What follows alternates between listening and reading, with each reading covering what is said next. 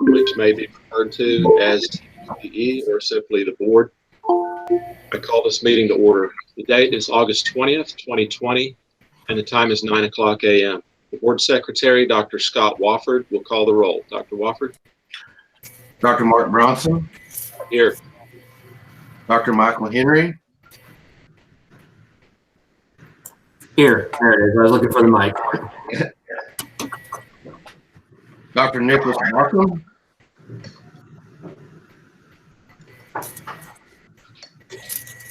Dr. Bauckham? Dr. Neal? Here. Dr. White? Here. Let's see. Mr. Ramirez? Here. Ms. Todd? That is Dr. Todd to you. Dr. Todd. I'm here.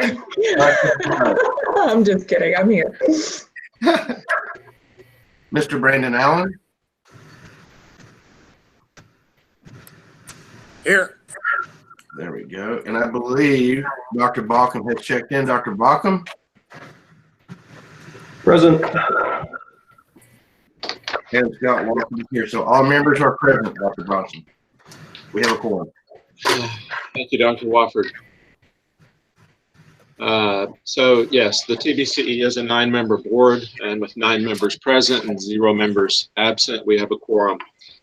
This meeting is being conducted via Google Meet video conferencing software. Anyone may view a live stream of this meeting on YouTube at the address posted to the Texas Register. Also, a recording of this meeting will be available on the board's YouTube channel shortly after adjournment. Welcome, ladies and gentlemen of the board and agency staff. It's great to see you all again under these extraordinary circumstances. If you haven't already silenced your phones, please do so.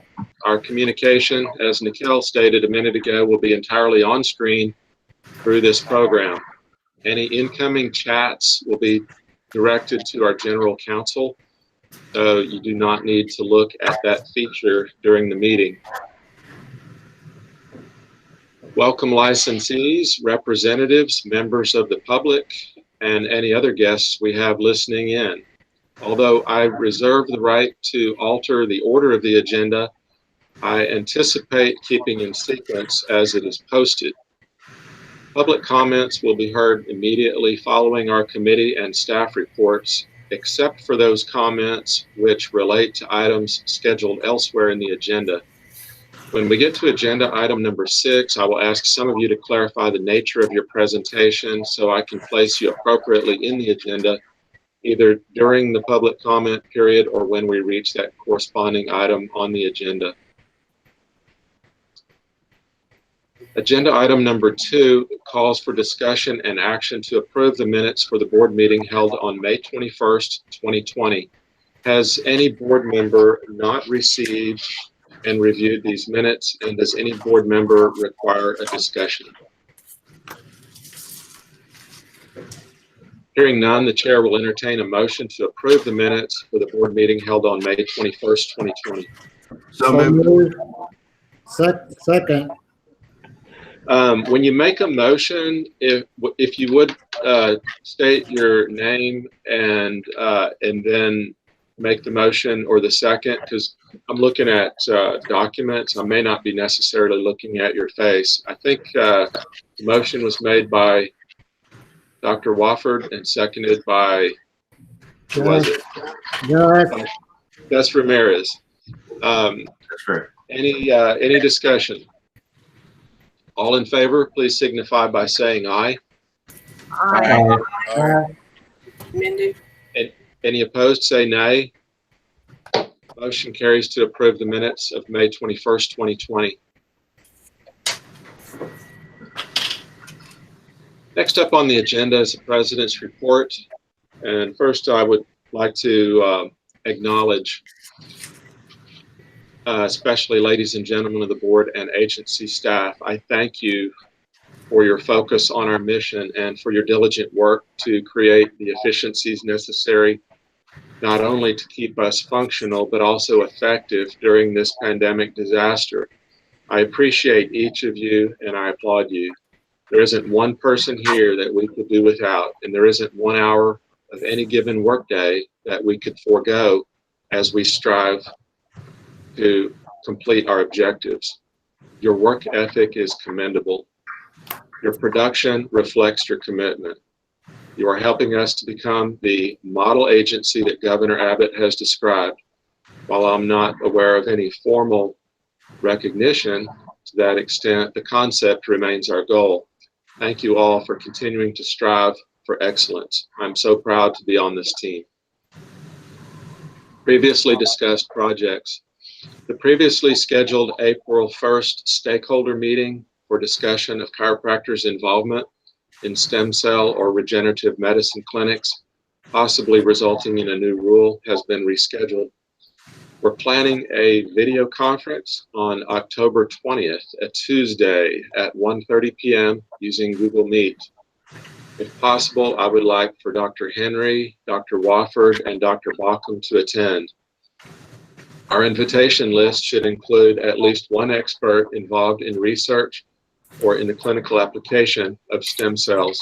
We should certainly include representatives from some of the organizations that promote the business of offering stem cell therapy or regenerative medicine. Then we will determine if our current rules are sufficient or if a new rule is necessary. We should then seek a conference with the medical and nursing boards to discuss cooperative regulation. Our review by the state auditor's office has been completed, and we submitted our response to their recommendations. Your board officers reviewed the document, and then I followed up with Patrick and Christopher in a video conference to review each item. I'm sure that Patrick will want to provide you with the pertinent details and describe any forthcoming changes to the agency because of the audit. Recall that last year we issued notification that every DC must take a human trafficking course as required by Senate Bill 72, which the legislature passed in 2019. According to Attorney General Paxton's website, get this, we have 234,000 victims of labor trafficking and 79,000 victims of youth and minor sex trafficking living in our beloved state of Texas. Hopefully, our 6,000 DCs can be prepared and play a role in eradicating this criminal activity. New and completed projects. The agency updated the laws and rules page on the website with what we hope will be a bit more useful information for our licensees and everybody else. Now, in addition to links for easy access to the Occupations Code and Texas Administrative Code, we have a list of links to several other state laws that require the board to operate in certain ways or that otherwise affect the chiropractic profession. We are certainly receptive to suggestions for additional links that might help. Events since the last board meeting. On June 12th and 13th of 2020, a couple of months ago, I participated as our delegate to the NBCE Part 4 Test Committee meeting in Greeley, Colorado. The committee reviews and selects the test questions for the following year's exams. We received a preview of a new proposed format of the examination, which would more accurately mimic patient encounters in an actual clinical setting, with each case starting with patient interview or relevant history, and then flowing right into physical examination, ordering and interpreting diagnostic tests, and then finally a differential diagnosis and treatment plan, including appropriate referrals. The new format is consistent with the one given for MD and DO licensure. Its development will be costly to the NBCE, but will provide a necessary upgrade to the psychometric process for qualifying our potential licensees. On July 10th through the 12th last month, the NBCE Part 4 examination was administered at Parker University in Dallas. I again served as chief examiner, which involves recruiting the team of examiners, conducting the examiner orientation session to calibrate the grading process and prepare everyone for an efficient examination process, coordinating the actual exam process, and completing other administrative duties. Dr. Baucom served as an examiner, which involves grading performance in the stations. Our participation is at no expense to the agency and keeps us involved in maintaining standards for licensure. Thank you, Dr. Baucom, for your participation. Future events. September 16th, 2020, next month, the Texas Supreme Court will hear oral arguments. Last Friday, the court rescheduled all September arguments to be heard in teleconference format. Presenters will attend via Zoom meeting. It will be live streamed by the court over YouTube and publicly viewable. October 7th and 8th, 2020, FCLB District Conference, which was originally scheduled to be held in Lake Tahoe on October 9th and 10th, will be held instead on the 7th and 8th via video conference. That's on a Wednesday and a Thursday of that week. I will, of course, attend and participate, and we will have opportunities for others of us to attend as well with free registration and no travel cost. October 20th, as previously mentioned, we're hosting that stakeholder meeting on the topic of chiropractors' involvement in stem cell offerings to the public. And then finally, in November 13th through the 15th, the next NBCE Part 4 examination is scheduled at Parker University in Dallas. And Dr. Mindy Neal and Dr. Nicholas Baucom have volunteered to represent us by serving as examiners. And so I plan to submit their names for nomination. Again, there's no cost to our board.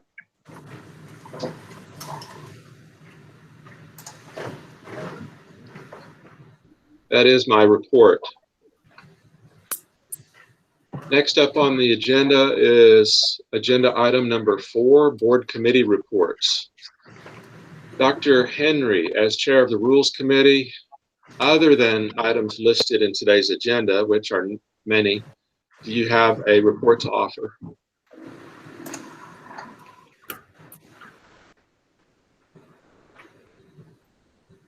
Dr. Henry, you may be muted, so unmute your microphone. Thank you. Yeah, just that, my report is that we have a new committee member. Brandon Allen's going to be working with me on rules going forward, trying to get some of these things cleaned up. We're really wrapping up our big overhaul, so everything should be a whole lot easier to find. And, in the next 2 to 3 meetings, we ought to be done with that, and then we can move on to anything that needs some tweaking or going back and working on. We are entertaining a new rule related to closing of practices. We've been getting a lot of questions, and staff have mentioned this, that it's been an issue for us. So we wanted to outline some recommendations or some requirements when you close your practice to avoid patient abandonment and how to handle records. So more of an informative rule than anything else, but that's kind of what's coming down the pipe.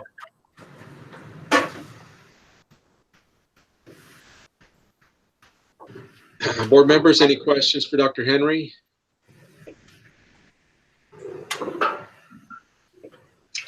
Dr. Henry, your diligent work on our rules reorganization project is commendable, and I thank you. I have to give all the credit to staff. They've really driven a lot of this, and it wouldn't have happened without Mr. Burnett and his team. I fully understand and appreciate that. Dr. Baucom, as chair of the enforcement committee, other than items listed in today's agenda, do you have a report to offer? Not a whole lot. We've met twice since the last board meeting, and I have to commend the staff, Norma and Joe and James. We started closing out a lot of the older cases, and it's been really nice. We're up into the more current stuff. But yeah, other than that, we've just been going through a lot of stuff. Board members, do you have any questions for Dr. Baucom? Dr. Baucom, your position requires wisdom and emotional strength, and I commend you for your service. Thank you. Dr. White, as chair of the Education Standards Committee, do you have a report to offer? I do. Thank you, Mr. President. Yes, we actually approved one class that was since the last meeting, and that was given half or partial credit. So I wanted to thank Mrs. Herzenberg for her work. She's always so diligent and relaying information. And thank you, Dr. Bronson, for serving on our committee for so many years. And I appreciate your guidance and your counsel and look forward to that continuation, even though you're not formally on our committee. And thank you, Dr. Henry, for your always timely responses and thoughtfulness. And we look forward to having Dr. Neal with us to give us her insight. I do have an additional report concerning the questions that you asked, Dr. Bronson, earlier of our Education and Standards Committee. That was concerning the CE procedure revisions. There are actually 6 questions with that. How deeply would you like me to go into that? I have sent you, Dr. Henry, Dr. Neal, and the staff the notes on that. There's about 13 pages actually of notes that I've compiled from the committee, and then I have devised proposed surveys for the stakeholders, including the license holders, as well as the sponsors, and given our insight after everyone has submitted their answers to these questions. Certainly no need to go into details during this meeting, Dr. White. The fact that you're doing it is very significant and important. I think that you're going to find that your project in doing this survey will serve you well and guide you and the committee for years ahead. So if you just have a summary for me, like a brief summary right now, if there's anything else, go ahead and let us know that. Otherwise, just know that I appreciate you for your good work. Certainly. Basically, the whole theme of the questions were, is it time to reassess our requirements for the 4 board hours? And of course, that answer is yes. And relative to that, our committee members submitted questions and topics they would like to see addressed. Also, with a 4 board, I had a suggestion of implementing a pre-recorded video of Mr. Fortner, Mr. Burnett, and yourself, Dr. Bronson. And I have listed on my notes the subjects I think would serve our agency well in relaying to our license holders. I look to social media much for feedback on how our license holders feel about our agency, the experiences that they've had. It's important to keep on top of those things. And for the most part, our license holders have very good feelings towards our staff that works very well.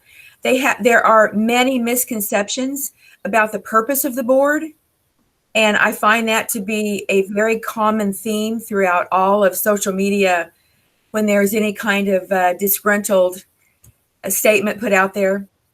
So if you'll note, I have listed several subjects that I think need to be addressed by each person. The sponsor, Mr. Fortner, Mr. Burnett, and you, Dr. Bronson, relative to clearing up, I think, some misconceptions about the board. I think the more purposeful we are in communications with our license holders, the better feelings they will have for our agency, and that will result in better communication between our agency and our license holders. To call to attention one specific purpose, I think, is to differentiate our agency's purpose versus the TCA. There are a lot of misconceptions on how we are protecting chiropractic, and how we there's a perception that we are not, as a board, that we are not proposing things for chiropractic legislation wise. And of course, that again will help to, when there's a differentiation made between TBCE and TCA, for instance, that will clear up a lot of misconceptions. I also put in here that I thought it was important for our sponsors to at least mention the importance of taking the human trafficking prevention course and how important that was to our agency and to our licensees. So there are several things listed on page 2. If you'll refer to those, where I have where our committee has suggestions on the 4-hour content. There also is, we continued that with the requirements for the 12 hours and some things that we feel are very important to be reviewed by our sponsors, and that continuity of these presentations are critical. And that's something that we don't seem to have presently, that we need to have some continuity in the information that's given to our license holders. Then lastly, what we have devised is a proposed license holder survey, as well as a proposed sponsor survey with links in our notes that would actually go on into these surveys. And then lastly, your last question was regarding the memo of May 16th. I have the memo May 16th listed here, and then also a revision of that memo, which we as a committee feel needs to happen. So I have an example of that revision here as well. Could you send me that in PDF or Word format? I received that, or I saw the email last night and was unable to access it for some reason. I don't know. So I've been listening to you and your report here, but if you would send that to me, that'd be great. Certainly. Did Dr. Neal and Dr. Henry receive it, and were you able to access it?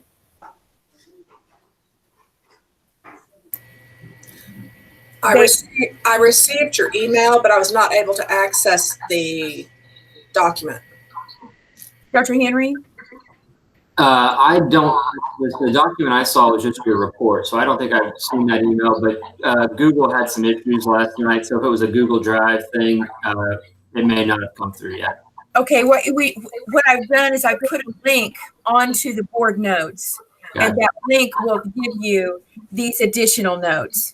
Okay. So perhaps I know that's kind of unusual, but I thought it would be easier for everyone to access all 13 pages by going to the notes first, or the report first, and then the link that you see at the bottom will direct you to the additional notes.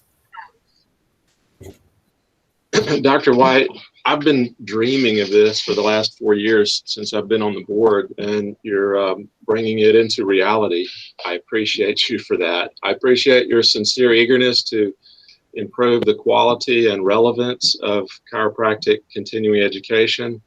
That is always refreshing, and I commend you for your service. Board members, do you have any questions for Dr. White? No. Thank you again. Dr. Todd, as chair of the licensing committee, other than items listed in today's agenda, do you have a report to offer? Oh, thank you so much, Dr. Bronson. I am happy to report that I don't have much, but we did have the tasking as a committee to help define minor criminal convictions. I'm hearing a bad echo. Is everybody muted? Can everybody mute for me, because it distracts me? Okay.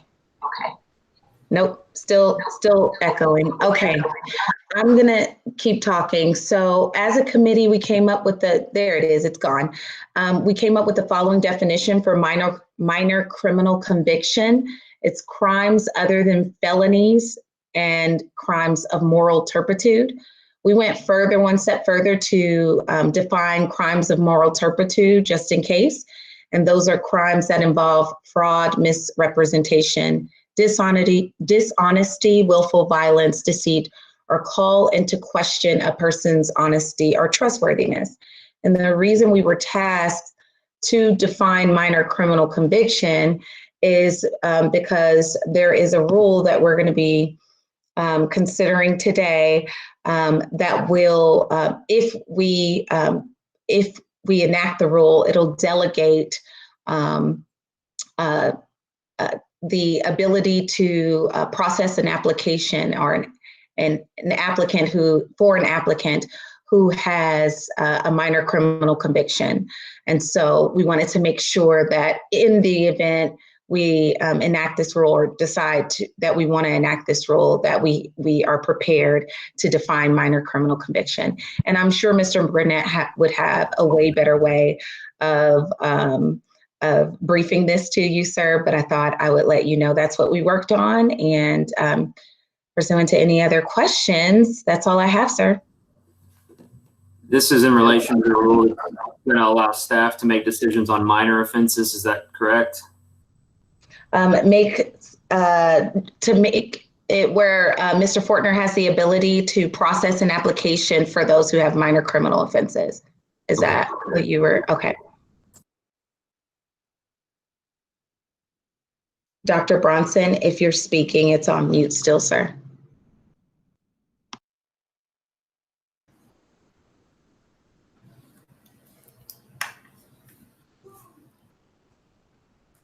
Okay, I'm on now.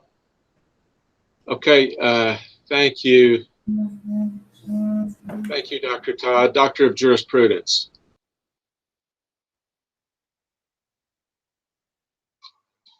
I realize I'll never live that down.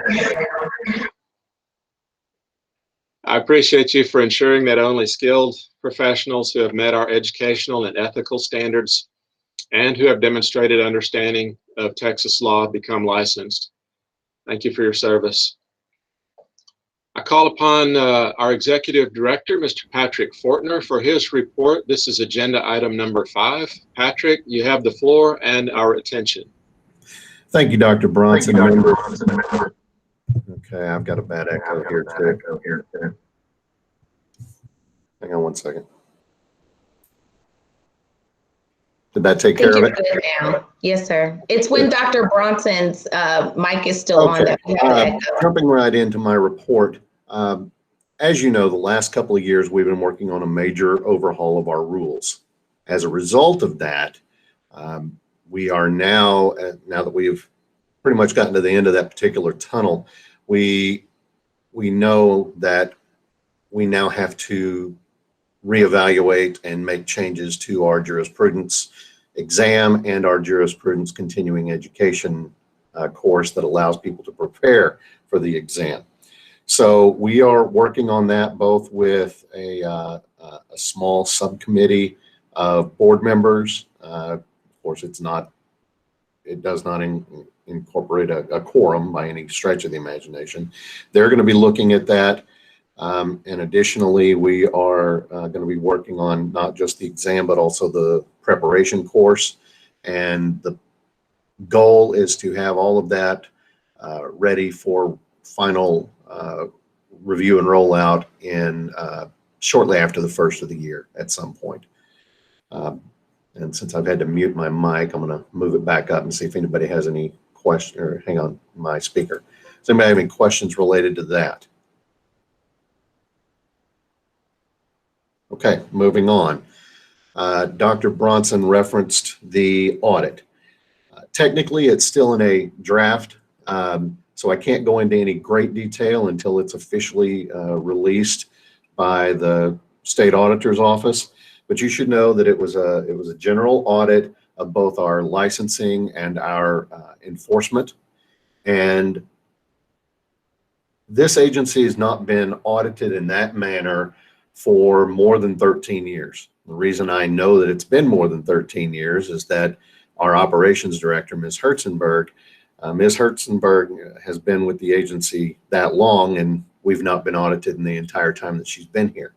The audit started late winter, early spring continued for several months, then was stretched out because of the SAO's staff difficulties and our staff difficulties, frankly, being out of the office due to COVID. We got the draft earlier this month. We have compiled our responses to it. Again, without going into any great detail, because it's still technically a draft, and until they release it, I can't go into significant detail. But generally, in an audit, there's always going to be findings. That's what an auditor's job is. That's not discounting their findings in any stretch of the imagination. Audits are very instructive to state agencies because it allows fresh eyes to come in and take a look at what we're doing, why we do it, and how we do it, to make sure that everything that we are doing both conforms with our rules, but also with statute. Generally, in an audit, you will have findings of low, medium, and priority. Now, priority is the ones you want to stay away from. That's the one that's red on the chart. If you've got multiple things that are in priority, that's when staff members and EDs and sometimes even board members are asked to go gentle into that good night and find somewhere else to be. I am pleased to report that we only had one area that fell into a priority, and it was related to some of our confidential data and some of our general controls over information technology. And more specifically, it's weaknesses in our database. Our ongoing database project, as you know, that's something that I've had a high priority on my entire tenure here since 2018. We know that our database, being built on 20-plus-year-old architecture, needs to be replaced, and we are in the final stretch of getting that done. And our response, which was submitted to them confidentially, of course, because that's considered a confidential part of the report. They list the audit finding, but they do not list all of the details that went into it, because they don't want someone with ulterior motives to say, okay, well, here are the areas that they say are bad, so let's go attack there. So that being said, we did have 4 other findings, but they were all in the medium. Medium is classified as a yellow. You know, you've got red priority, yellow medium, green low. And the areas that were found to be in that medium finding area related to documentation, some related to rules. And because we are going to be finalizing many of the rules today, we referenced that in our draft response to the auditor. Some of our enforcement function processes and various procedures. So all in all, given the fact that this agency's not been audited in more than 13 years, the fact that very many things showed up in, not many things showed up in that red category, I think that's a credit to, not me, I've only been here 2 years. I think that's credit to the staff who's been here for quite a while. And as always, I remain humbly in awe of the work that they do on our limited resources. Again, I can't go into any great detail on the audit, but I'll be happy to answer any questions to the best of my ability without giving away the farm, so to speak, until it's officially released. Congratulations and good job, Mr. Fortner. Thank you. Well, I appreciate that, but again, I give all the credit to the staff. To all of you then, except Mr. Fortner. Yeah, I appreciate that, and I thank you all for your insights and your help in that regard as well. Okay, moving on. Speaking of the database, we have been working with DIR for an extended period of time on getting this database updated. As you may recall, we had employed the services of a contractor and then had some difficulties with the subcontractor that they stuck us with. And that project ended up being abandoned, and we got a full refund of the funds that we had expended on that particular project. Those funds expire at the end of this fiscal year, and they will not be retrievable by the agency. In other words, if we don't spend them by the end of this fiscal year, we lose them and we won't be able to use them. If we lose those funds because they were held from a previous budget year where I socked money away, knowing that we needed to spend money on this database project, if we lose them, we will not be able to move forward with a new database project.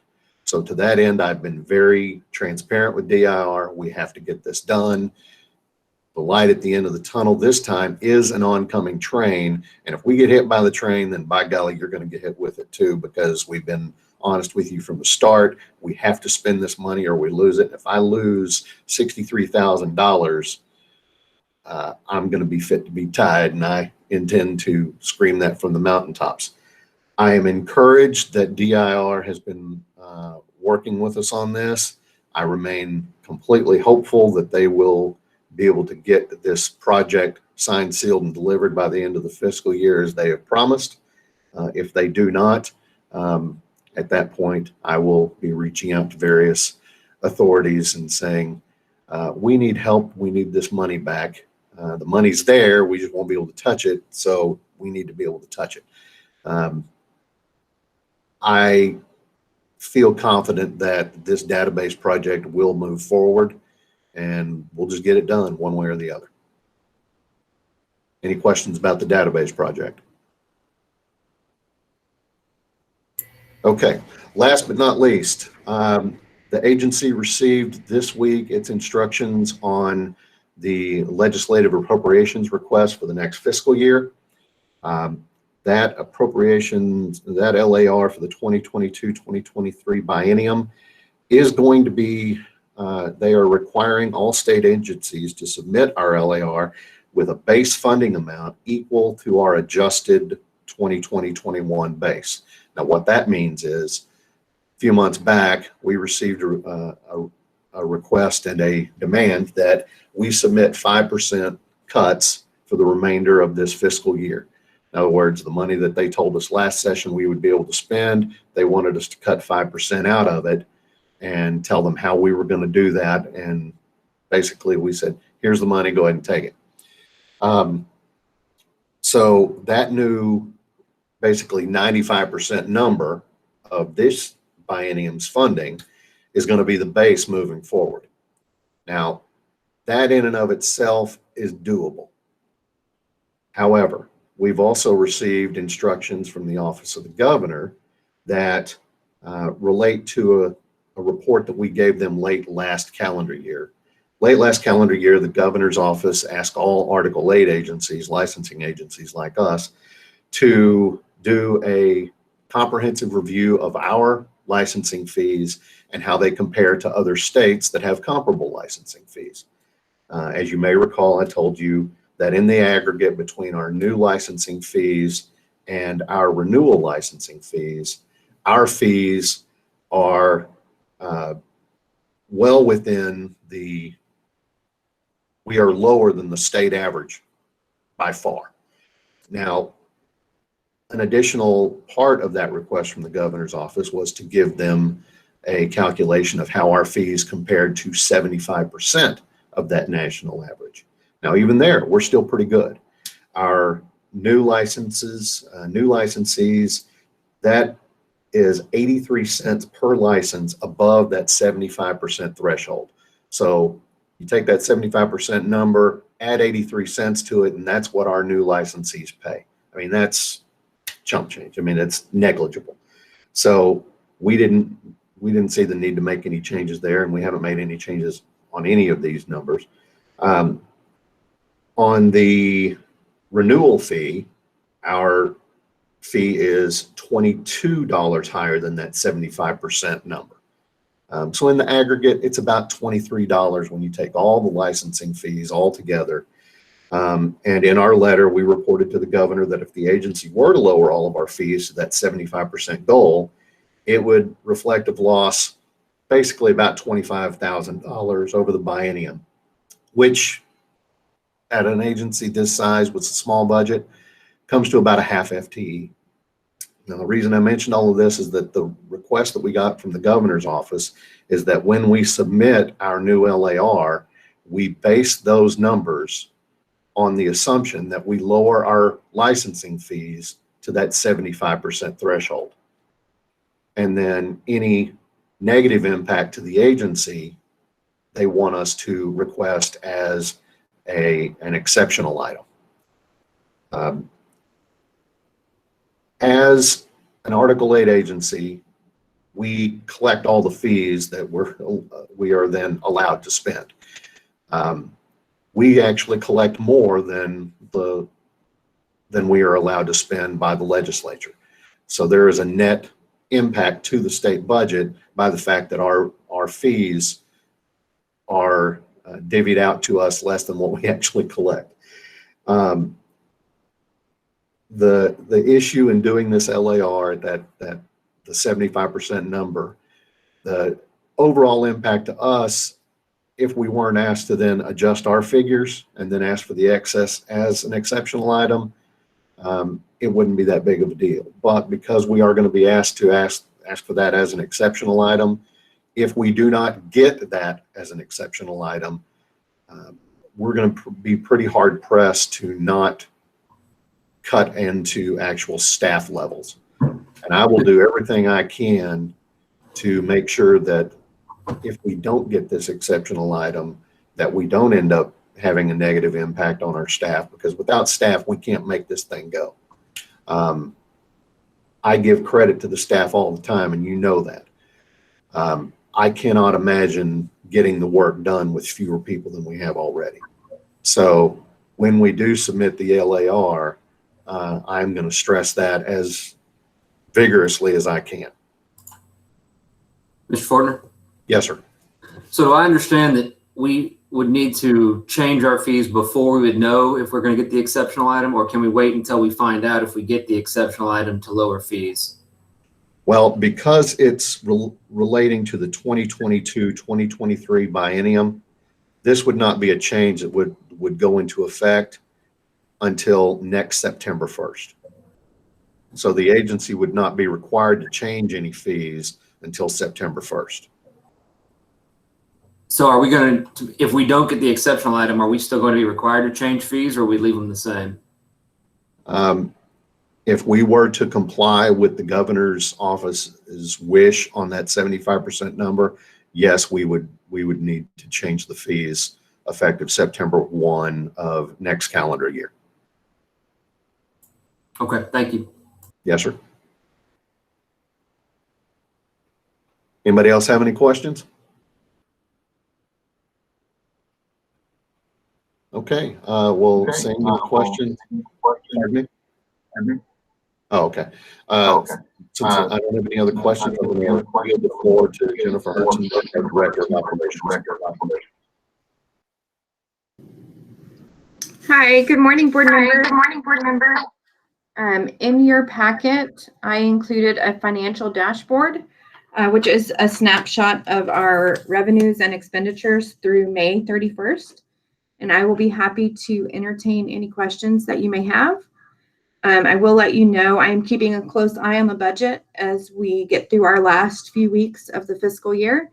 And we are on track, and we are probably even going to lapse a little bit of money even with the 5% cut. So if you have any questions, I'll be happy to answer them.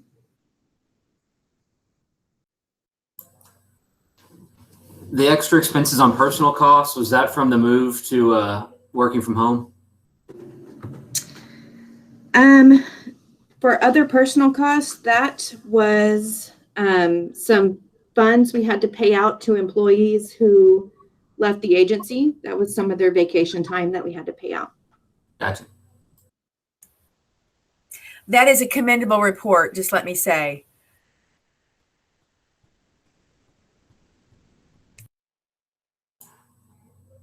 Have we seen any major cost savings or extra expenditures from the shift to work from home?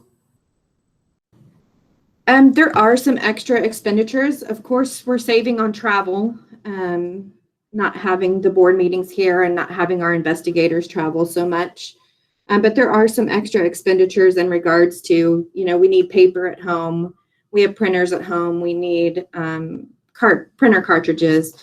So there are some extra expenditures, but nothing outrageous that would affect our budget negatively or put us in the hole.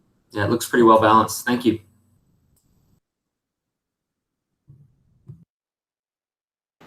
I would like to add to that we do have to submit a report, and we have been submitting a report on any additional expenditures that we've had to make in order to comply with the various COVID needs. Those are actually reported. Frankly, I don't anticipate the state getting any significant return from the federal government related to that. But that's why we are submitting those cost reports to the LBB, governor's office, et cetera, because the hope is that eventually the federal government will be reimbursing a lot of these costs. If it happens, great. If not, for our purposes anyway, they're not significant.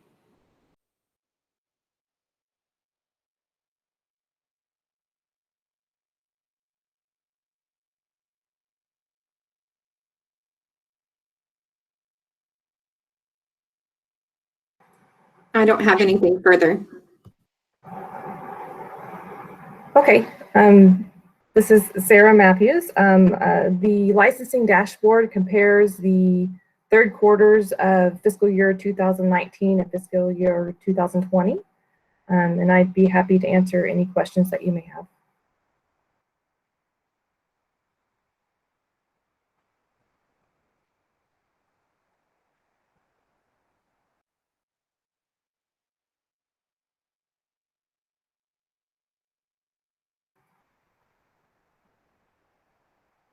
Okay, it looks like there's no questions. I don't, if you wanted to, we wanted to move on to the Director of Enforcement report. Good morning, board members. This is Norma Rodriguez. I'm reporting that we closed 54 cases since May 1st of 2020. We have 29 cases that are pending with legal. 23 of those cases are in the form of agreed orders. And today, I believe Joe McLaughlin, our staff attorney, is going to be presenting 10 cease and desist orders for approval by the board, in addition to 2 agreed orders. That's all I have.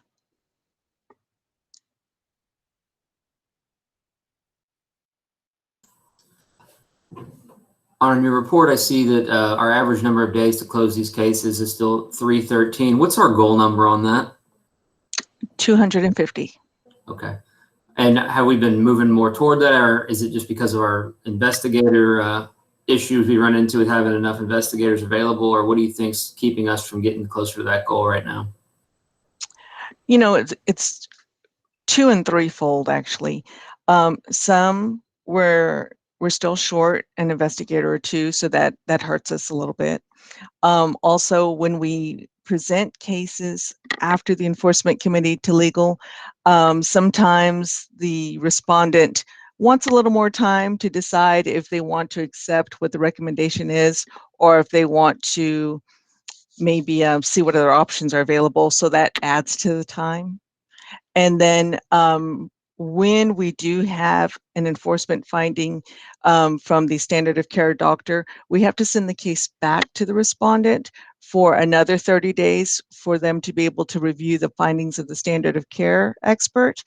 And then that's adding another 30 days before it goes back to the enforcement committee, and then goes to recommendation, and then goes for hopefully a settlement. If they don't want to accept the agreed order, then we have to schedule it with SOA. So all of that kind of adds to that timeline.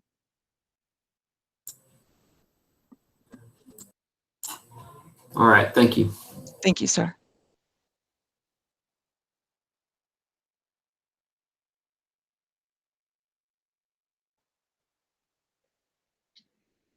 Mr. Fortner, does that conclude staff reports? Yes, sir. Yes, sir. Thank you, sir. Thank you, staff members, Jennifer, Sarah, Norma. I appreciate you all very much.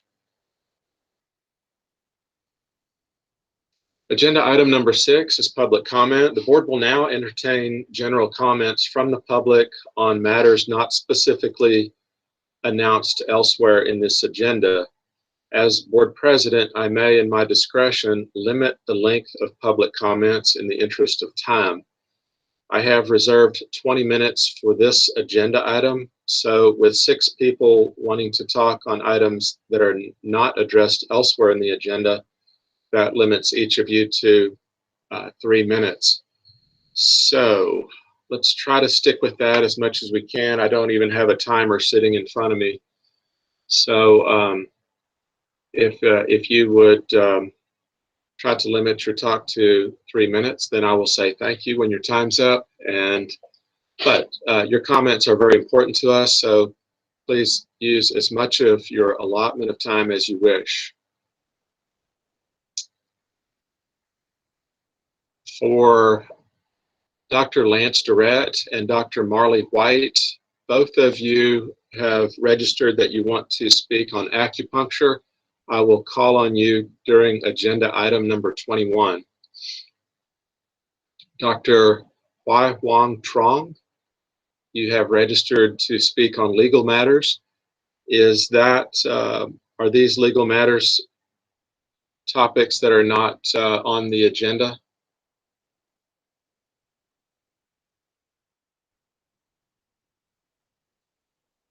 And I'm now addressing Dr. Trong. If you're muted, then you would unmute your mic and answer my question, please.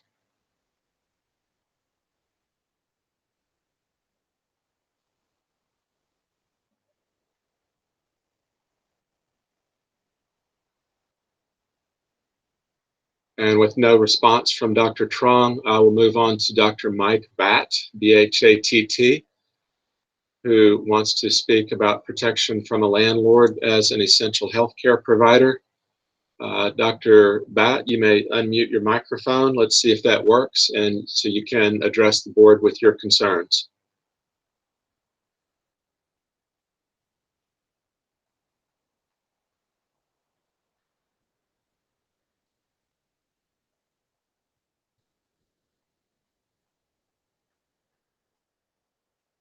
Mikkel, if you are listening in, and if we have any technical issues regarding unmuting either Dr.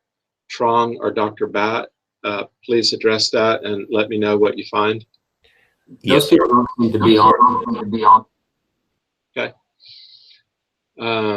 Next up on my list is Dr. Ashgar Mortaji, and Dr. Mortaji wants to speak about business practices within the profession. Dr. Mortaji, are you on?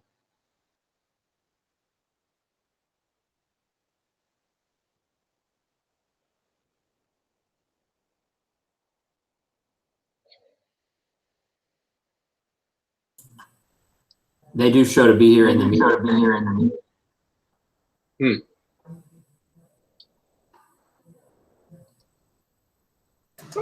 Excuse me, let's move to, well, I'm going to note that Dr. Robert Frazier is here regarding documentation by chiropractors. Dr. Frazier, if you're on the line and unmuted, did you want to speak on Rule 76.1, which is required contents of patient records? If so, then you would speak during agenda item number 17. If not, then we're happy to hear from you now.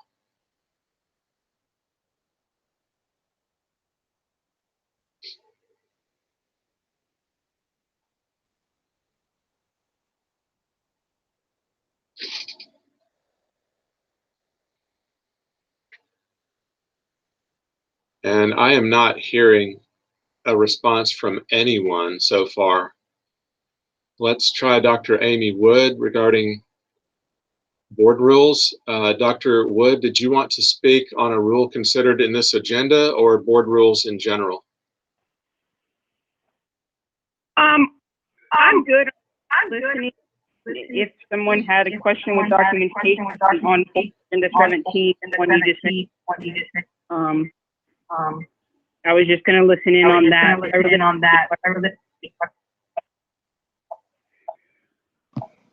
Dr. Bronson, can you mute your computer? Okay, I didn't hear what she said. Can you repeat yourself, ma'am? Yes, this is Dr. Amy Wood. I was just calling in just to listen to the meeting today. Didn't really have any specific questions. If there's a question in documentation that comes up, I may ask the question at that point, but don't have anything specific.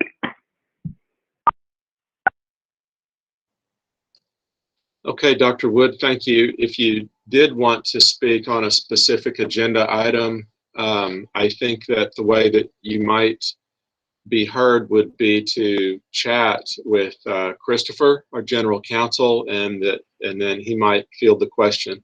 The rest of us, including myself, we're not having access to the chat screen on purpose. Perfect. Thank you. Perfect. Thank you.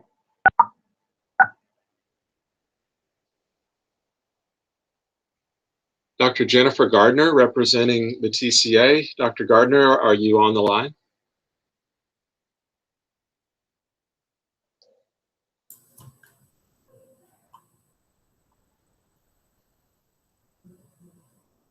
Dr. Bronson, you're going to have to, time anyone else talks. I'm sorry, say that again, Dr. Henry. For some reason, the feedback is pretty severe, so you'll have to mute yourself when anyone else is talking. I've been muting you a lot. Okay, I'm speaking right now, and whenever anyone else wants to talk, I am muting myself. And I think that it's just simply because the speakers are behind the microphone, and it worked just fine when we did a shakedown with Nicole.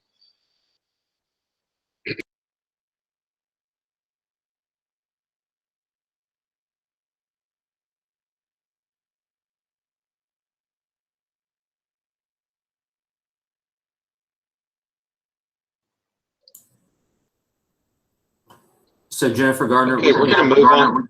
We're going to move on to agenda item number 7, which is under board policy discussions. The board may discuss but take no formal action on these items, and the board may give direction to staff as a result of these discussions. First off, we have arranged for a special presentation by Stacy Keldgaard, Executive Director of Ethics and Boundaries Assessment Services, that's EBAS, a service which we currently utilize for certain enforcement cases. EBAS is headquartered in Greeley, Colorado on the campus with TBCE and FCLB. I invited Ms. Keldgaard here to discuss some of the new options available to us. So Ms. Keldgaard, if you are on the line, we would love to hear from you, and I will mute my microphone for you and the other. Very good, sir. I am here. Hopefully you can hear me. Very good. And hopefully you'll soon be able to see my screen here. Screen.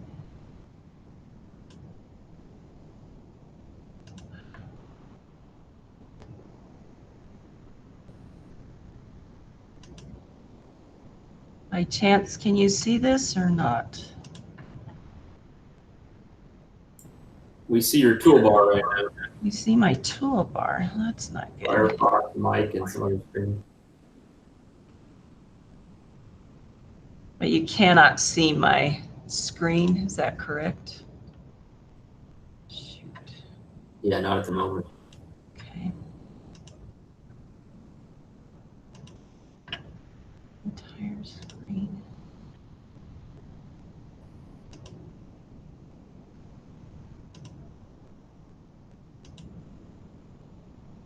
Any luck now? Yeah, we can see the desktop now. Very good.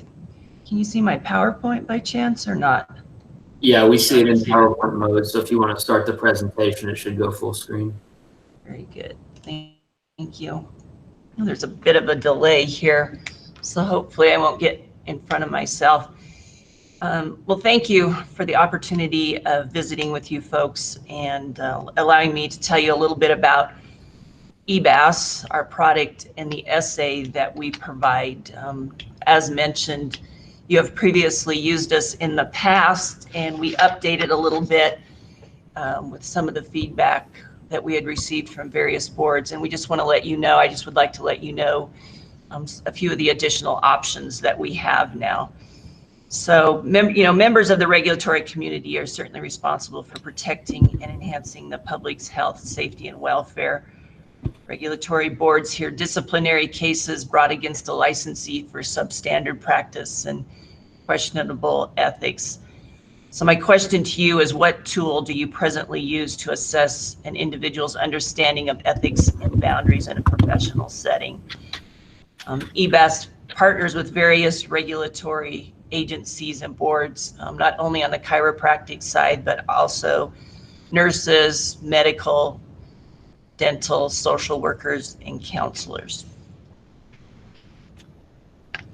So as I had mentioned, EBAS provides an essay exam, and here is a sample of one of the exams.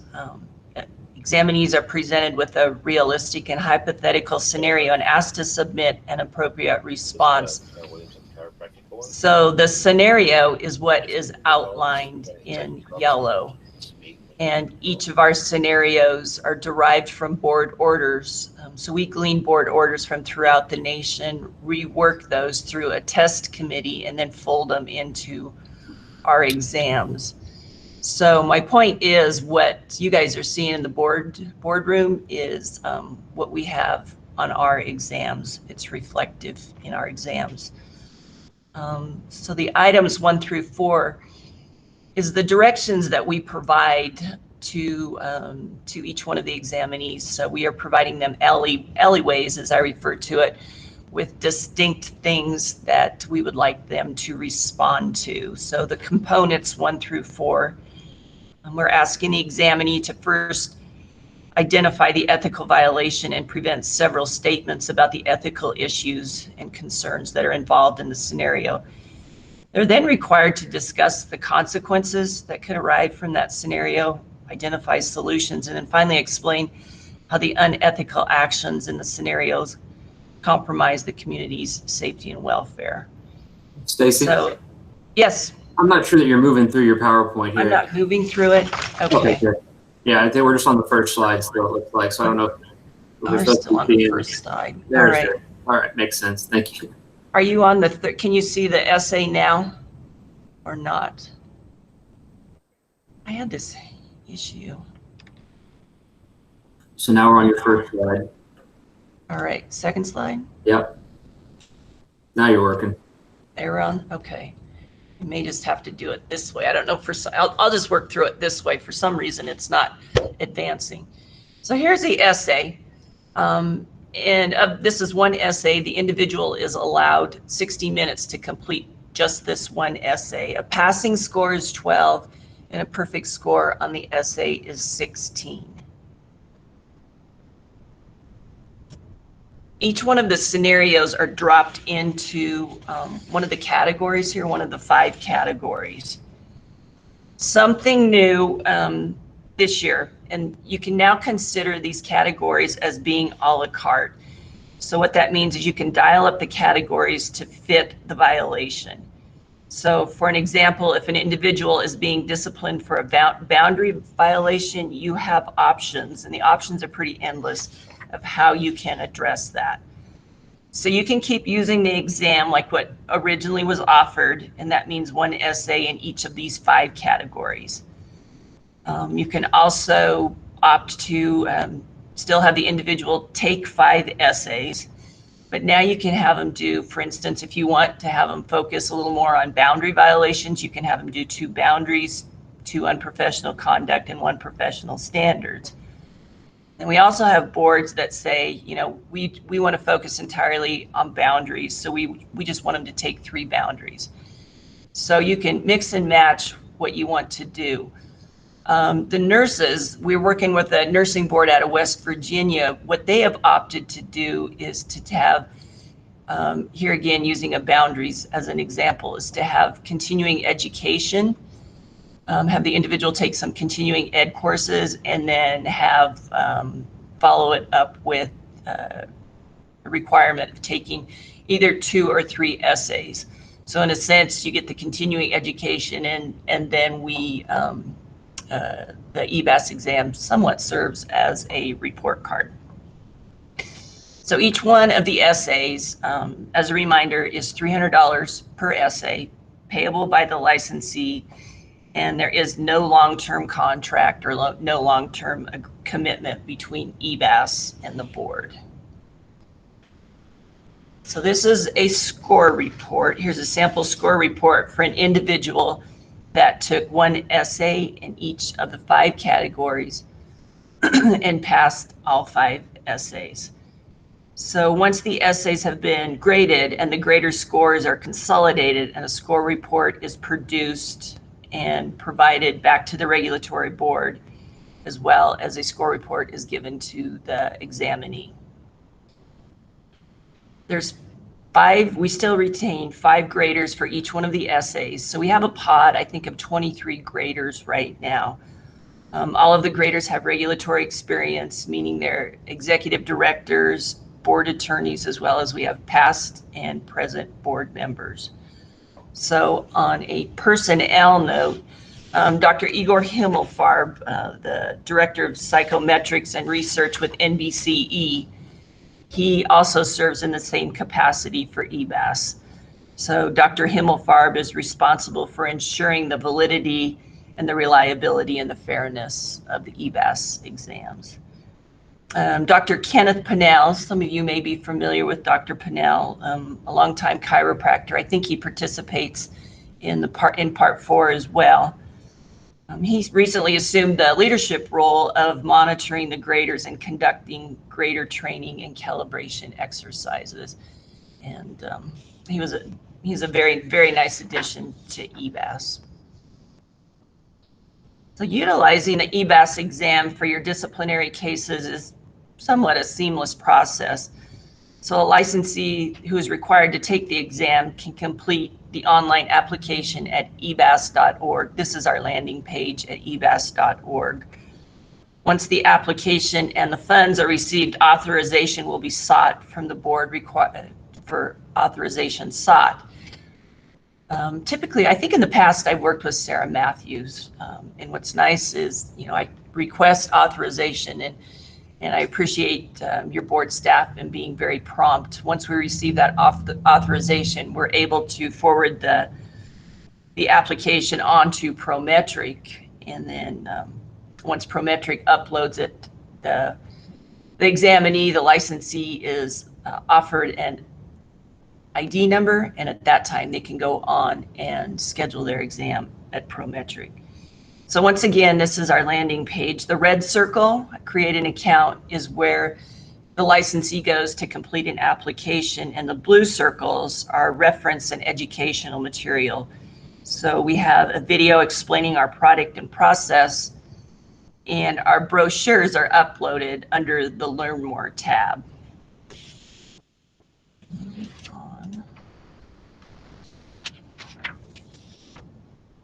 As a review, once Prometric has successfully uploaded the file, the examinee will get an eligibility ID number, and with this number, the examinee may now go to prometric.com/EBAS and schedule their exam.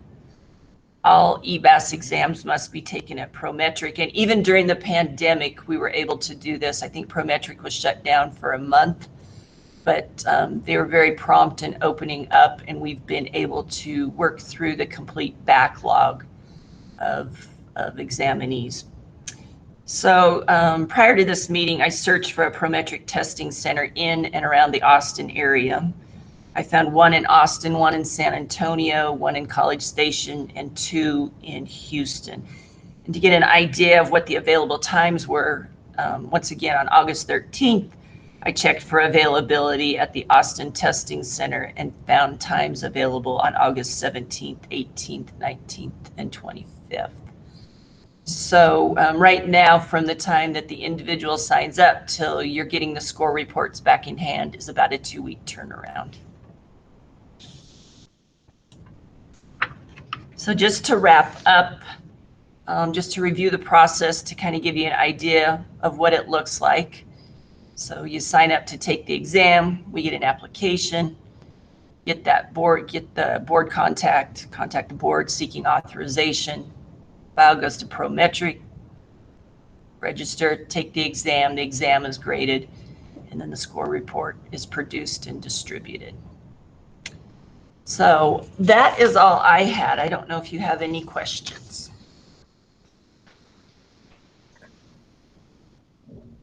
I don't have a question, but this is Dr. Baucom.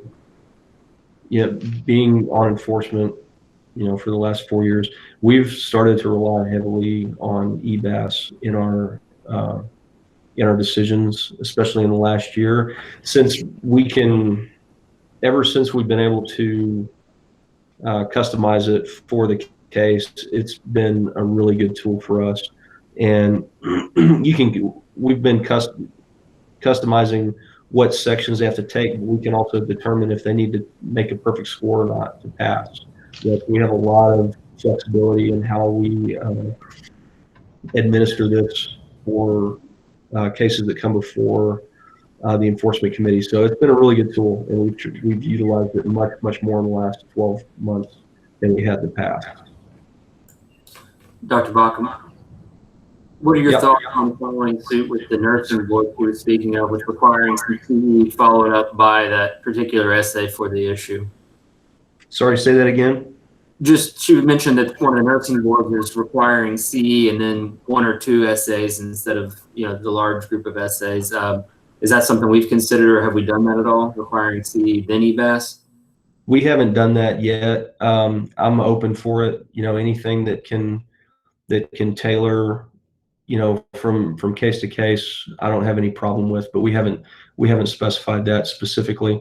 What we've done in the past is if it's a personal conduct issue, we don't make them do the fraud section of it. We'll just do the pertinent sections, and like I said, we may require a perfect score for them to pass instead of just a passing grade. But yeah, we have customized it in the past, so I don't have any problem changing how we do it. Well, once we complete our jurisprudence training stuff that we've been updating, I think that might fit in really well with the enforcement actions. Yep, we use jurisprudence a lot in our enforcement actions as well, but like I said, we've been leaning much more on EBAS in the last 12 months. Awesome, thank you. All right, very good. Thank you. Thank you for your time. I certainly appreciate it.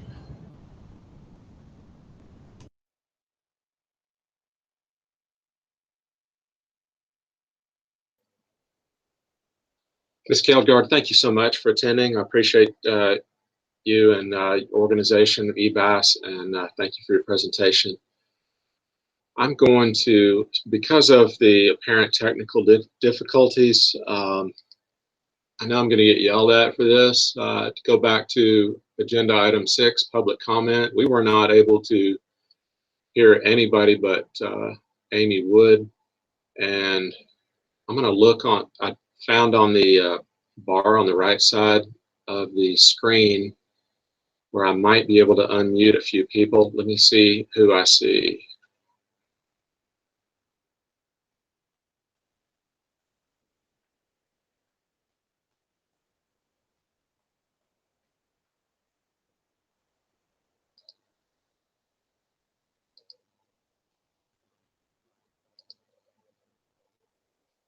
No, that still doesn't work. So never mind. We're going to move through with the agenda.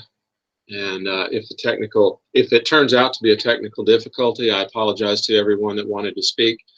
And if it turns out to be a technical difficulty that's correctable, in which case we could bring up this agenda item later in the meeting or at the end of the meeting, then perhaps we can do that. Meanwhile, by the way, when I'm speaking, are you all getting feedback on it, or does it come through okay when it's just me speaking? It's fine when you're speaking.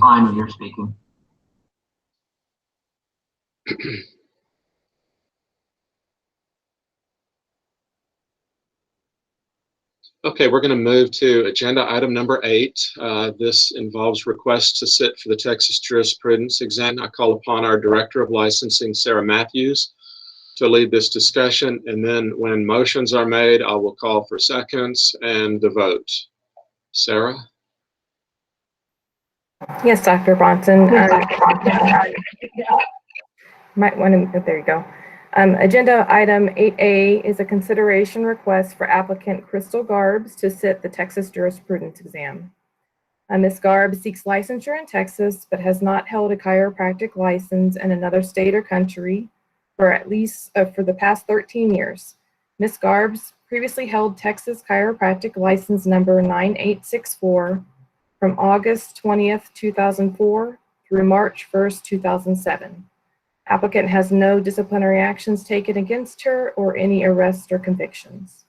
And the staff recommendation is to allow the applicant to sit for the Texas Jurisprudence exam after successful completion of the National Board of Chiropractic Examiners SPEC exam at her own expense.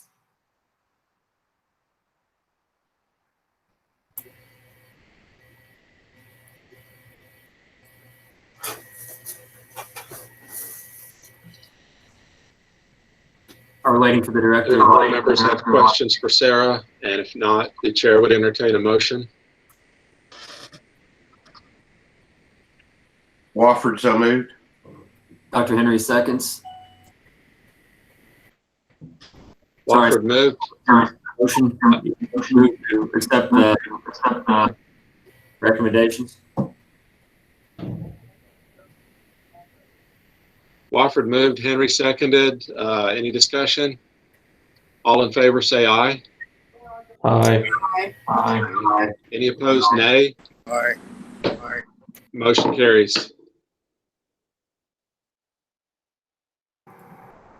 Okay, so agenda item 8B is a consideration request for applicant Joseph Stuckey for a late renewal with good cause.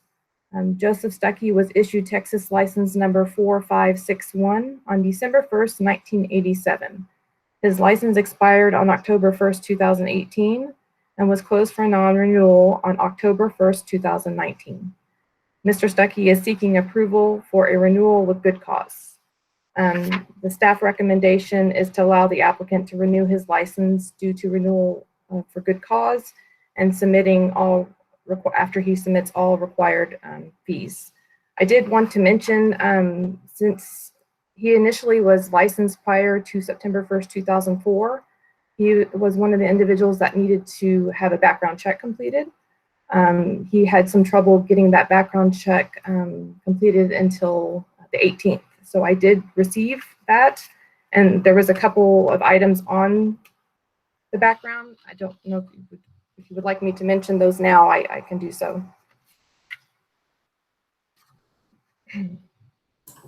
Mr. Burnett, what would you advise?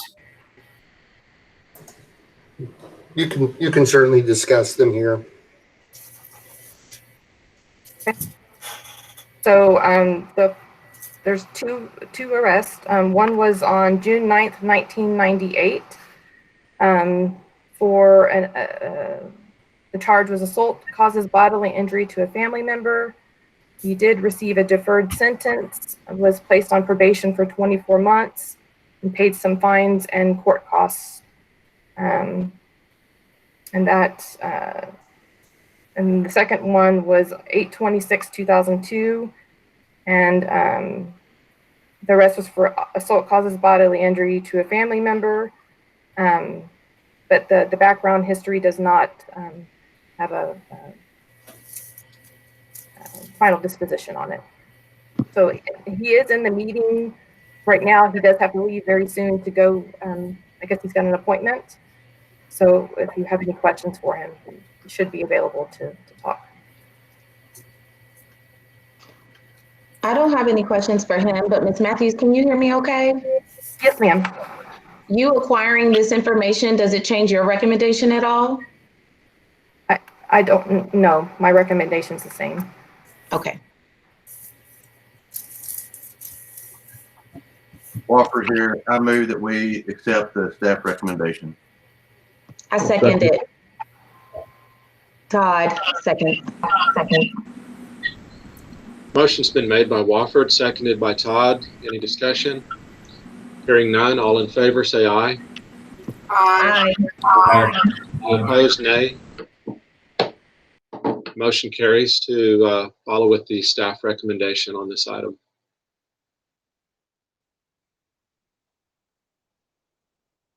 Next, we move to enforcement matters. Agenda item number 9 involves proposed final decision orders, of which we have none for this meeting. So we will move to agenda item number 10, and I call on Joseph to lead this discussion.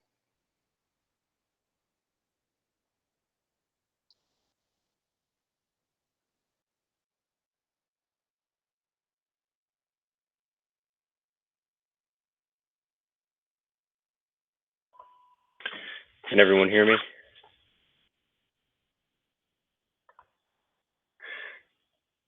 Dr. Bronson, since we have 10 cease and desist orders, and they're all more or less kind of the same type of case, they all mostly involve advertising violations.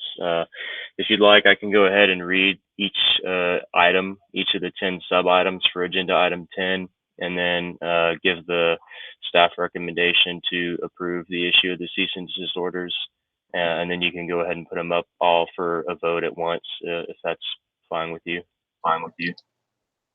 I appreciate your effort to streamline, and it sounds fine with me, sir. Thank you. Okay. So we'll start with agenda item 10A. Respondent Dino J. Demetrio, license number 5325, TBCE case number 2018-186. Agenda item 10B, respondent Don N. Ima, license number 8810, TBCE case number 2019-020. Item 10C, respondent Roy L. Youngblood, unlicensed, TBCE case number 2019-064. Item 10D, Dean Elliott Draylook, unlicensed, TBCE case number 2019-284. Agenda item 10E, respondent Eric Shea, unlicensed, TBCE case number 2019-303. Agenda item 10F, respondent Randall Ba Johns, license number 9359, TBCE case number 2019-304. Agenda item 10G, respondent Brad Hightower, unlicensed, TBCE case number 2020-004. Agenda item 10H, respondent Carlos Games, unlicensed, TBCE case number 2020-005. Agenda item 10I, respondent Bryce Calvillo, unlicensed, TBCE case number 2020-052. Agenda item 10J, respondent Bennett Patterson, unlicensed, TBCE case number 2020-054. For each of these cases, the Enforcement Committee directed staff to issue a cease and desist order. All of those orders have been issued to the respondents. No respondents contested the cease and desist orders or requested any sort of a hearing. So the staff recommendation is for the full board to vote to approve all of these cease and desist orders.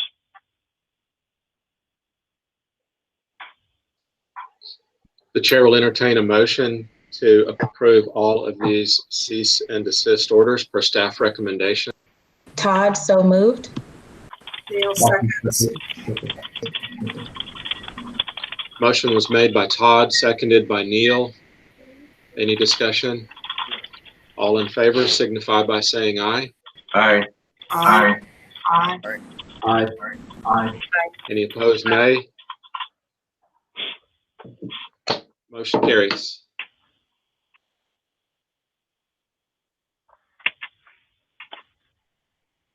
Agenda item number 11 involves default orders, of which we have none for this meeting.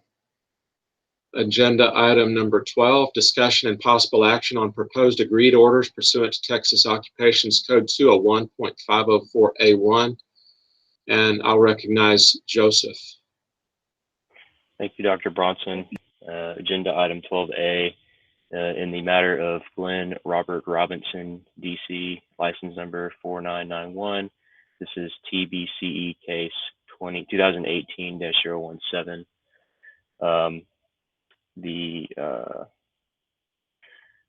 The initial complaint in this case was that respondent displayed a lack of due diligence in the examination of the patient. That allegation was later found to be unsubstantiated, but respondent failed to respond to multiple notices of complaint and requests for response from the board. The enforcement committee recommendation was to seek a fine. The respondent agreed to pay a financial penalty of $300 to the board within 30 days of the effective date of the agreed order. And the staff recommendation is for the board to accept this agreed order. So moved by Dr. Henry. Wofford, second. Motion was made by Henry, seconded by Wofford. Any discussion? All in favor signify by saying aye. Aye. Aye. Aye. Aye. Aye. Any opposed, nay. Motion carries.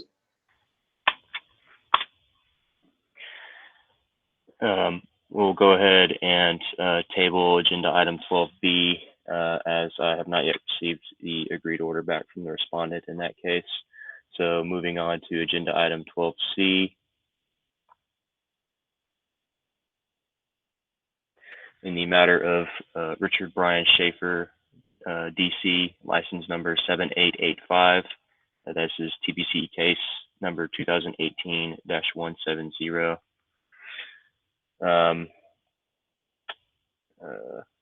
The initial complaint in this case was an allegation that respondent inadvertently disclosed protected health information or personal health information to one patient that actually belonged to two other individuals. Respondent accepted responsibility for the mistake, and enforcement committee directed staff to seek a fine. Respondent agreed to pay a financial penalty of $300 to the board within 30 days of the effective date of the agreed order. And the staff recommendation is that the board vote to approve this agreed order. Henry, so moved. Wofford, second. Motion's been made by Henry, seconded by Wofford. Any discussion? All in favor signify by saying aye. Aye. Aye. Any opposed, say nay. Motion carries. Moving on to our last enforcement sub-item. This is agenda item 12D. In the matter of Megan Mosley Stenga, DC, license number 11761. This is TBCE case number 2018-053.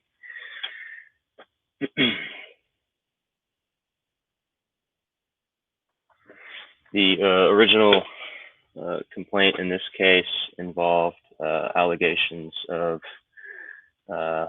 improper advertising and treatment of a patient, as well as overbilling of a treatment. After informal settlement conference negotiations, the enforcement committee and the respondent agreed to the agreed order that is included in your materials, including fact findings and conclusions of law. The respondent agreed to pay an administrative penalty of $1,500 to the board within 30 days of the effective date of the agreed order, and also to take and pass the board's jurisprudence exam within 30 days of the effective date of the order. The staff recommendation is that the board vote to approve this agreed order.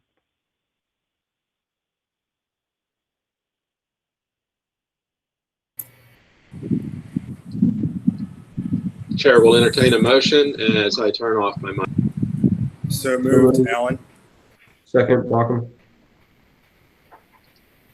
Motion is made by Allen, seconded by Bauckham. Any discussion? All in favor say aye. Aye. Aye. Any opposed, nay. Motion carries.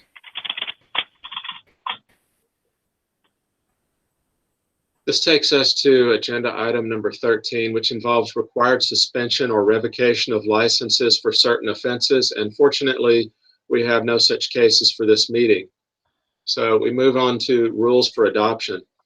And ladies and gentlemen, this section of the agenda involves rules for adoption. In order to provide bookmarks for transcription, I'll read each item verbatim and then turn the floor over to our general counsel, Christopher Burnett, for discussion. And then when I hear a motion to adopt a rule, I'll listen for a second and call for a vote before moving to the next item.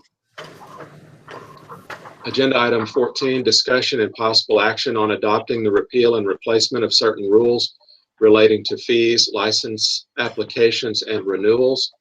22, Texas Administrative Code, hereinafter referred to as TAC. 72.14, license renewal. Christopher? Yes, Dr. Bronson. Just a quick little preliminary before I get into the meat of this rule. I sent to all the board members some substitute language for a few of the rules that are up for adoption. They are agenda items 14, 15, 18, 20, and 21. So what we'll be talking about, the Rules Committee came up with some minor tweaks, non-substantive changes for those. I'll go over those when we get to each one. So as for agenda item 14, section 72.14, the Rules Committee would like to amend subsection B of the rule to read now, a licensee may submit a license renewal application no sooner than 60 days before the first day of the licensee's birth month of the licensee's renewal year. So of the licensee's renewal year is the suggested addition. Staff recommendation is that you vote to adopt this rule for publication in the Texas Register with the non-substantive changes. Any questions?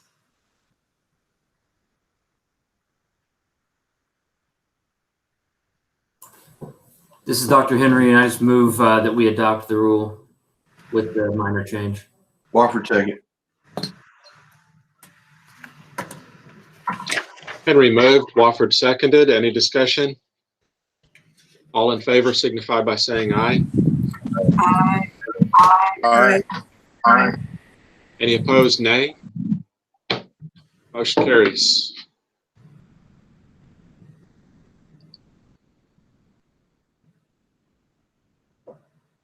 Agenda item 15, discussion and possible action on adopting the repeal and replacement of certain rules relating to fees, license applications, and renewals.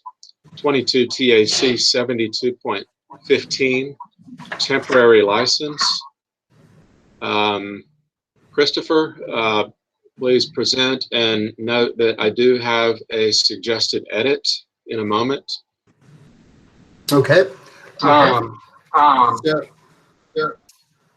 So 72.15, temporary license. I'm getting terrible feedback now. Dr. Bronson, are you on? I am now. Christopher, it takes me just a little delay because I'm muting myself. So yes, I'm on now. Need you off. Are you asking for my edit? No. Mute your mic, please. Thank you. The suggested tweaks to 7215 are contained in subsections A, D, and I believe that is it. So unless you all have any complaints, whatever, about the proposed changes that the Rules Committee suggested, recommendations would be to adopt with these changes. I do want to comment too that we received no comments during the statutory comment period on this one as well. So, Dr. Bronson? In D1, should it read the individual? Correct. Yes, we can make that change.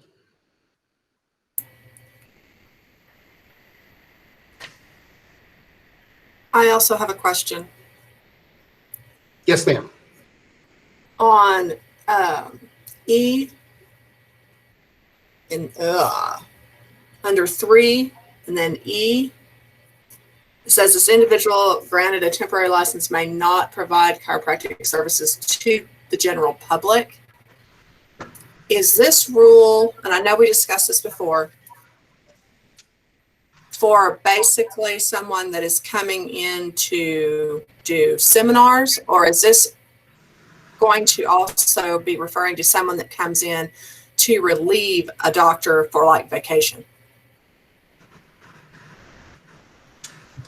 This is generally for like the folks that like travel, and so they're coming in to be with a sports team or something along those lines.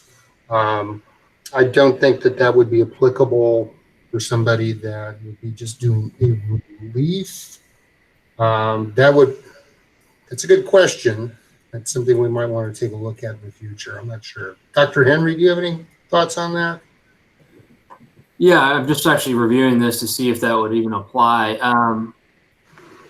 Could an out-of-state licensee come in and cover your practice under this rule? I guess if you define the general description of the individuals as the existing patients, but that's not really what this rule was written to do. Right. But if they're following all of our guidelines and applies and it's really specific as to who they're treating, I suppose that it could be read that way. Well, and the only reason why I bring it up is because I'm 12 miles from the border. So someone with a New Mexico license might be willing to come over to relieve me, or vice versa. I think as a policy matter, that's up to you all as to how broadly or narrowly you would want to read the language in this rule. I don't think that there's anything that would prevent your interpretation, Dr. Neal. Yeah, I actually don't think it's a bad idea as I'm reading through this. We have safeguards in here to make sure that they're properly licensed. And, if you're talking about coverage, yeah, I don't think it would prohibit that.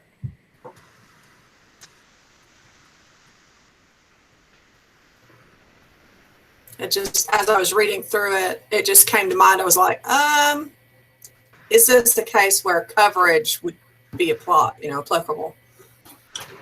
And they are limited in time, so they can only do this for 30 days within a calendar year. So I'm going to go ahead and move that we adopt this rule with the minor changes that are indicated.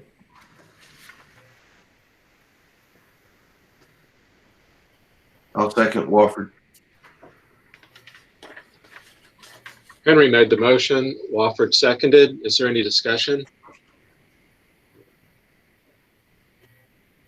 All in favor signify by saying aye. Aye. Aye. Aye. Aye. Aye. Any opposed, say nay. Motion carries.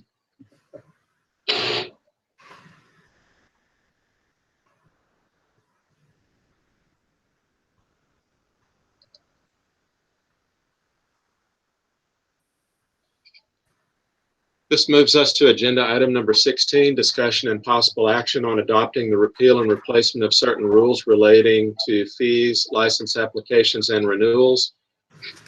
22 TAC 72.18, criminal history.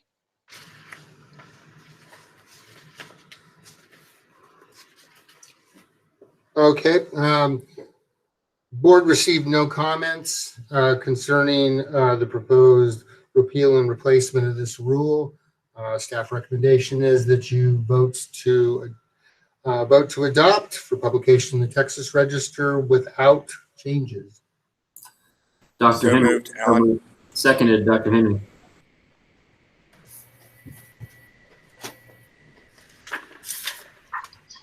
Motion was made by Alan, seconded by Henry. Is there any discussion? All in favor signify by saying aye. Aye. Aye. Aye. Aye. Aye. Any opposed, nay? Motion carries.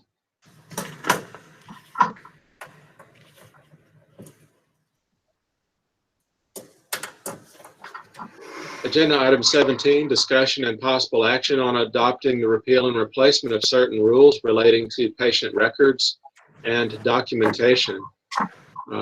22 TAC 76.1 required contents of patient records.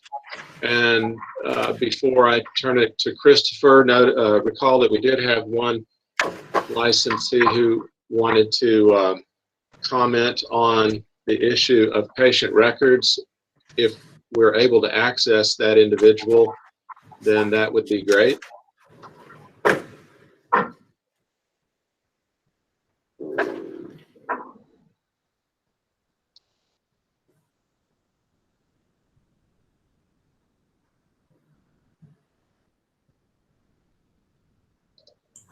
Are you referring to Dr. Amy Wood?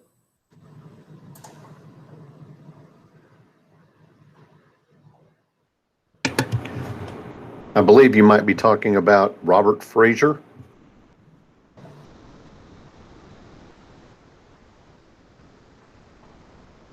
I don't show them as still being in the meeting. Unless they're the 214. Okay. If he's not in the meeting, then let's move on with Christopher's report and comment. So for agenda item 17, 76.1, the board received no comments concerning the proposed repeal and replacement. So staff's recommendation is that you vote to adopt for publication in the Texas Register the repeal and replacement without changes. So moved by Dr. Henry. Second, Neil.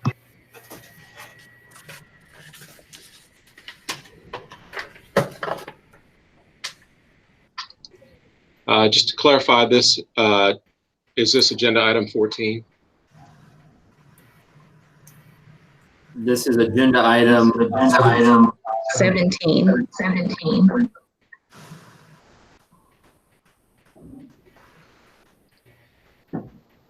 Thank you. Just lost my place scrolling back up to look for our list of attendees. Motion was made by Henry. Seconded by Neil. Any discussion? All in favor signify by saying aye. Aye. Aye. Aye. Aye. Any opposed say nay. Motion carries. This moves to agenda item number 18, discussion and possible action on adopting the repeal and replacement of certain rules relating to patient records and documentation. 22 TAC 76.2, requests for patient records. Okay, Dr. Bronson, 76.2, the board received no comments during the statutory commentary period. The Rules Committee did have one very minor suggested change, and that is in subsection A. The change would be to just add "or to the patient" at the very end of the sentence. So it would read, a patient may request patient records be disclosed to another person or to the patient. And with that change, staff recommendation is that you vote to adopt the repeal and replacement of 76.1 with minor changes for publication in the Texas Register. I found an issue that I would like for you to address before I entertain a motion to adopt. That would be in G2. Actually, I have two of them. One of them is G2. The information required by subsection D of this section, take a look at it. I think it should read either subsection C or possibly subsection C and D.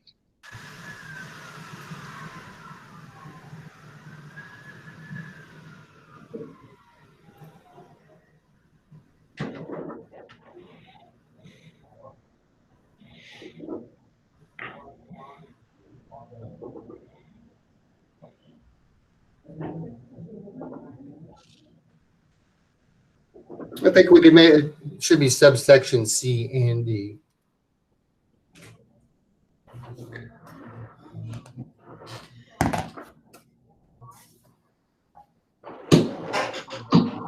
Okay, that's what I was going to suggest, to change that to subsection C and D. And then I had one other issue, and that is K1, document in writing the reasons why. Just verbiage, could reasons why be changed to rationale? Document in writing the rationale. It changes. It doesn't change any meaning. It's just a different word. Sure. As a suggestion.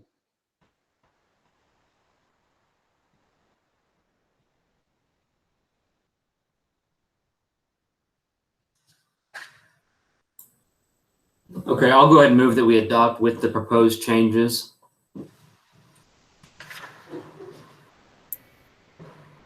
I'll second Neil. Motion's been made by Henry and seconded by Neil. Any discussion? All in favor signify by saying aye. Aye. Aye. Any opposed? Nay. Motion carries.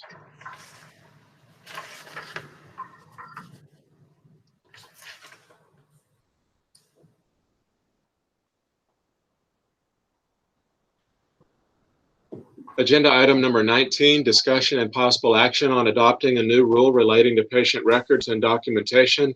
22 TAC 76.3, fees for providing patient records. Yes, Dr. Bronson. For 76.3, the board received no comments on the proposed new rule. And we have no suggested changes from the Rules Committee. So my recommendation is for you to vote to adopt the new rule without changes for publication in the Texas Records. Just as a discussion item on this, I would like to recommend that staff send out an alert to all licensees that this has been changed when this gets adopted, because this is something that is relied upon quite a bit when you're calculating records fees. This is definitely going to be a big change to operating and the way that people have their fee schedule structured. We'll do a special posting to the website and email blast just to cover that particular rule on top of just our general rule updates. Thank you. And then I'll go ahead and move that we adopt. Todd, second. Second, Alan. Motion was made by Henry and seconded by Todd. Any further discussion? All in favor signify by saying aye. Aye. Aye. Any opposed say nay. Motion carries.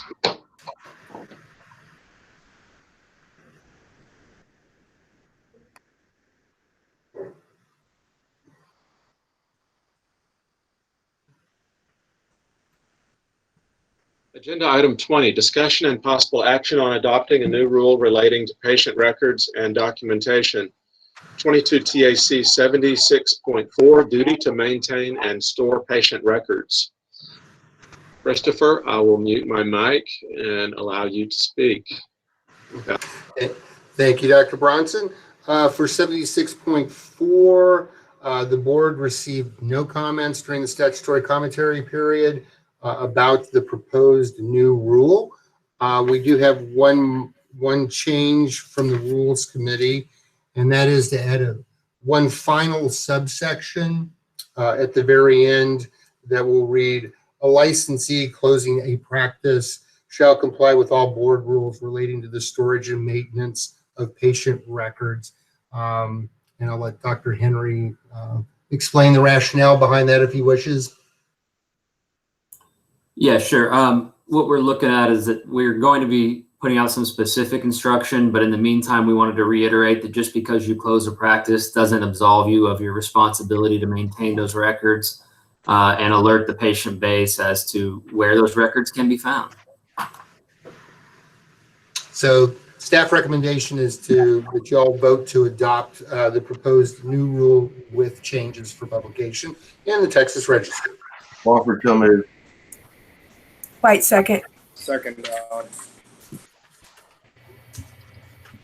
Motion was made by Wofford and seconded by White. Mr. Allen, you got to speak up faster to get on this record, I guess. Is there any discussion? I think there's a lag in the audio, Dr. I do have some discussion, Dr. Bronson, if I can have the floor for a minute and have you muted.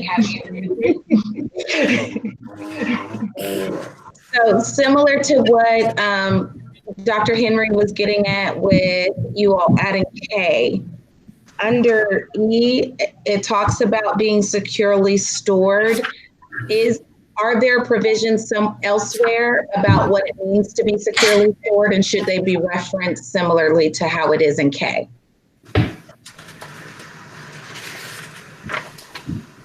Army securely stored meant two different locks. It had to be double locked. So locked in, our equipment had to be locked inside of something that was locked inside of a room. So I feel like you probably have something somewhere similar, but I was just curious if it should just be referenced kind of like what you did in K. I think we usually default to HIPAA guidelines on that. You know, if you're keeping a patient record secured under HIPAA rules, there are certain guidelines, and it varies from paper to digital. So I think we left it a little bit on purpose. Okay. Okay. And for G, it says that another person, let me go to it. If a licensee establishes a doctor-patient relationship solely due to a licensee's participation in a partnership with another person, does that person have to be another licensee, or is that anybody ever? Like no, and person, we're very particular about our use of individual and person. Person means an individual, a corporation, an LLP, some other entity. So it can, the person, that was intentional. So you could have an individual that is in a business relationship with a corporation or with a limited partnership, whatever.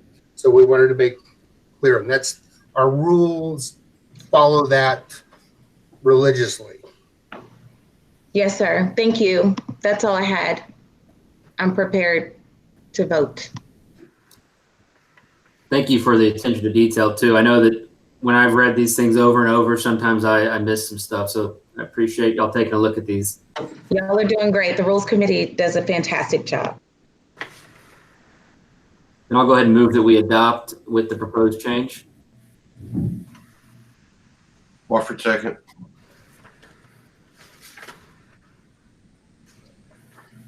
Motion was made by Henry, seconded by Wofford. I appreciate that you all were pausing for Mr. Allen, but is there any discussion? All in favor signify by saying aye. Aye. Aye. Aye. Dr. Bronson, I believe you had already had a motion and a second. Okay. Okay. Thank you, Dr. Bronson. I believe we already had a motion and a second on on the record. Mr. Burnett, I might be wrong, so please correct me if I'm wrong. But we already had a motion and then you opened it up for discussion and that's when I discussed. And then just now you asked for a motion again. And so I'm just wanting to make sure we clear that up. Am I wrong, Mr. Burnett? I believe you're correct. I believe you're correct as well. Somebody needs to remind me who made the original motion and second. Can they just pull down the original motion? Since we've already voted on this one. This is Wofford. I'll pull down my original motion. In that case, the new motion was made by Henry and seconded by Wofford. Any further discussion? All in favor signify by saying aye. Aye. Aye. Aye. Aye. Any opposed, say nay. Motion carries.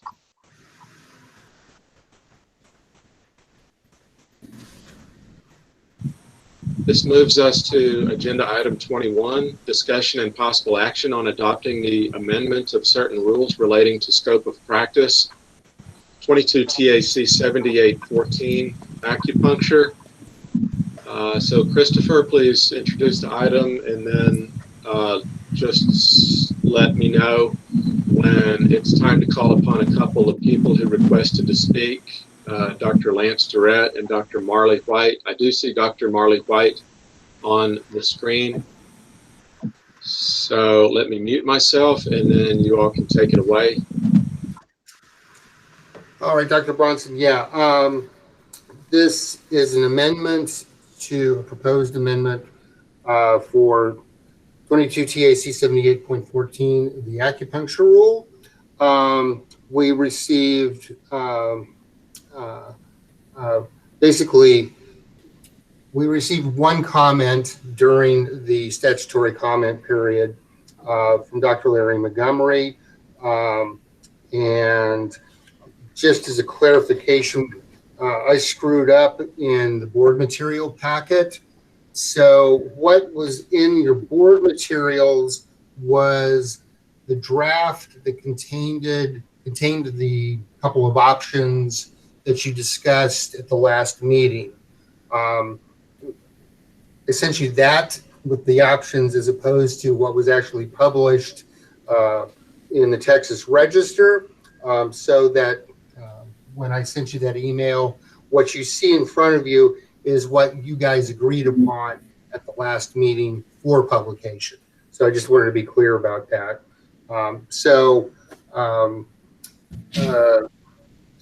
I will leave this up to you. Staff's recommendation is that you vote to adopt the amendment without changes. And I'm done right now.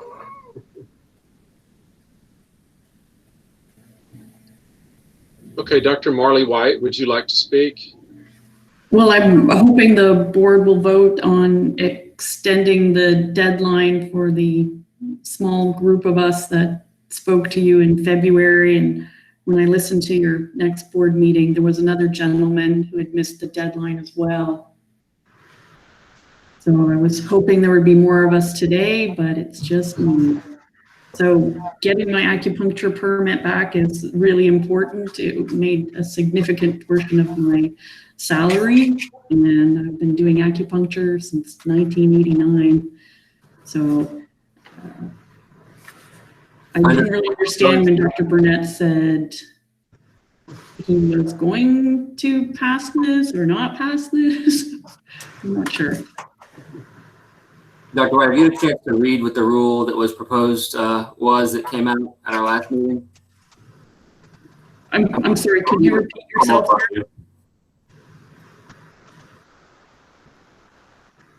I can't hear Mr. or Dr. Henry. I'm sorry.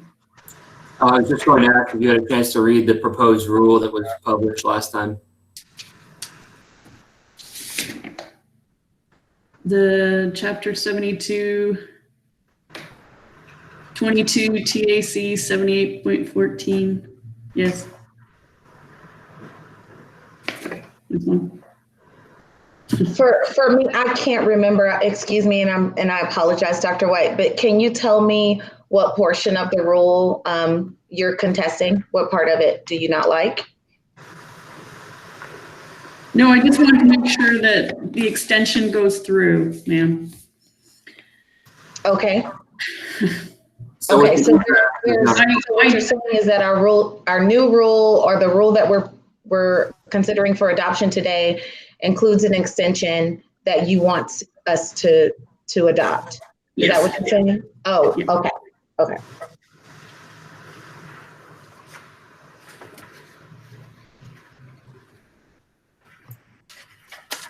Okay, I move to adopt the rule. I do have a question, but Dr. Bronson, if you want me to wait until you open it up, I can wait. I don't think that it's going to change that, but I do have a question for Dr. Burnett. I'll go ahead and start. Ms. Todd made a motion, so now I call for a second, and then we will have a discussion, and you'll have another chance to speak. Wofford second. Motion was made by Todd and seconded by Wofford. Now, Dr. Todd, what else do you have? So in E, for Echo, Mr. Burnett, I want to make sure I'm just understanding it correctly, how it's written. So either a licensee must complete 100 hours of training and pass the exam, or if the licensee has been practicing since before January 1, 2010, they must show that they had a license before January 2010 and pass an exam in a 100-hour course. And then third, they must have completed training before 2000 and practice acupuncture for at least 10 years before 2000. Correct. Am I reading that correct? Okay. It's one of the three. Okay, so if they have been practicing for at least 10 years before January 2010, and they completed acupuncture training before 2000, then they can obtain their acupuncture permit. Okay. Correct. Okay. Without taking an exam or what have you. Got it. Okay. Correct. Thank you. I figured I was reading it correctly. I just wanted to make sure.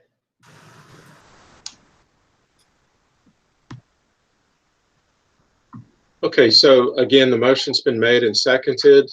Is there any further discussion? Hearing none, all in favor signify by saying aye. Aye. Aye. Aye. Aye. Any opposed, nay? Motion carries.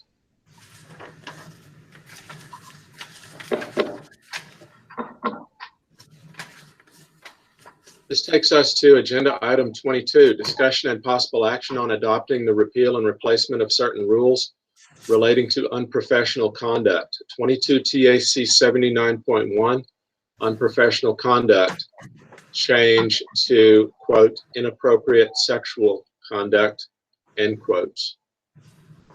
I will mute myself and turn it over to.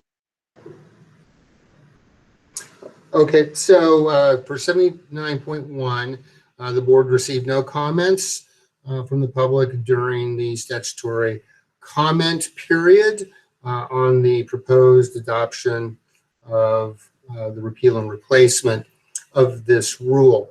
Just to kind of give a little background, what we're doing here is kind of similar to what we've done to some of our other rules.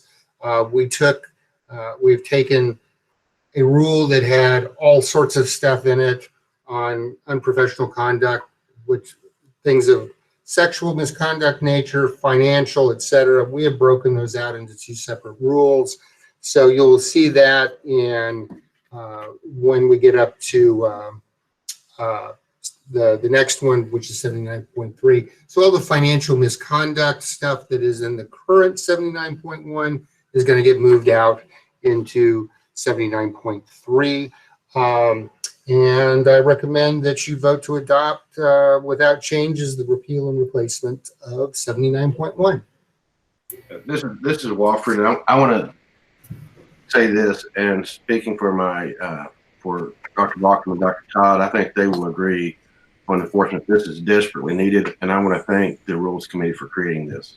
This, in my opinion, will help clarify a lot to practicing doctors, and I think this sexual misconduct is desperately needed. So I want to thank you for that.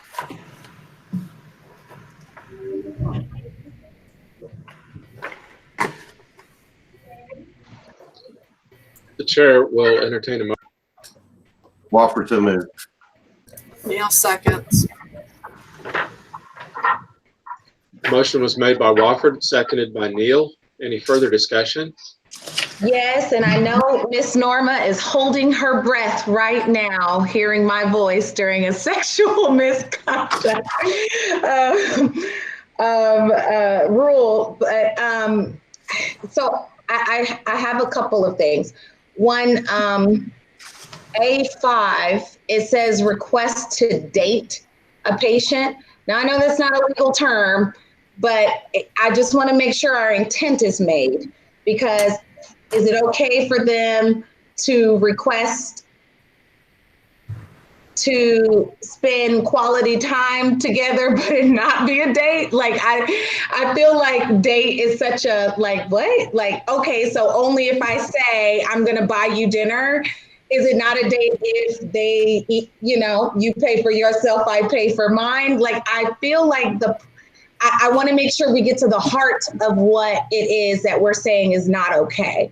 And so is it, I don't know what the terminology could be or should be, but I don't feel like date, in 2020, when we have, I will not use terminology of the culture right now, but we have a lot of different things happening other than dating. And I think we're saying that's not okay. But I don't think that necessarily everything is hit on with the other language in the rule, if that makes sense. So I just want to make sure whatever your intent was is made right there. Request to date. Could we say request to have a dating relationship with a patient? Or how about a romantic relationship? Attempt to engage in a relationship. Well, I think relationships is hard because you can have professional friendly relationships. I can go play golf with a patient, not that I normally would, but I think engage in a romantic relationship would clarify. That should cover your hookup versus dating, I think. Yes, romantic relationship is good. So in your field, is it okay to be friends with your patients? I'm sorry, I don't know this. It's professionalized, but there's no rules against it. I have no comment on that. I will just say this, that some of the language that is in the proposed rule is copied from the existing rule, which is probably a little archaic. So, I mean, I think date, if we left it, is fine, because I think it does the common understanding of the word means that there is some sort of romantic entanglement that's sought. Let everybody agree. If you say romantic relationship, I think I don't see a problem with that either. Unless Norma has some major objection. Would you entertain a physical? For the sake of specificity, yeah, romantic or sexual. Well, I think sexual is probably already addressed, because they can't even make any statements reasonably interpreted as sexual in nature. Are you trying to make a distinction that I hate to go there, but I'm going to, that there's a distinction between somebody having a sexual relationship and somebody having a romantic relationship, meaning romantic relationship does not have to be sexual. I think I what might I'm. be. Oh, okay.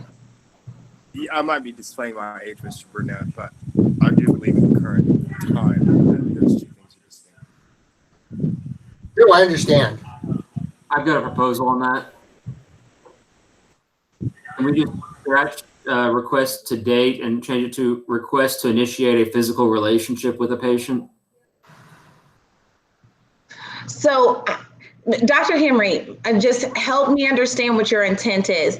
Is your intent to rebuke any sort of outside relationship, regardless, not just physical, right? Are they allowed to get to know each other? To like, what is the intent there? Are they allowed to, you know what I mean? Because going on a date does not display sexual. When I was reading this, I did not think sexual at all. But I thought, are we trying to say you can't go out and hang out outside of, you know, the chiropractic walls as friends?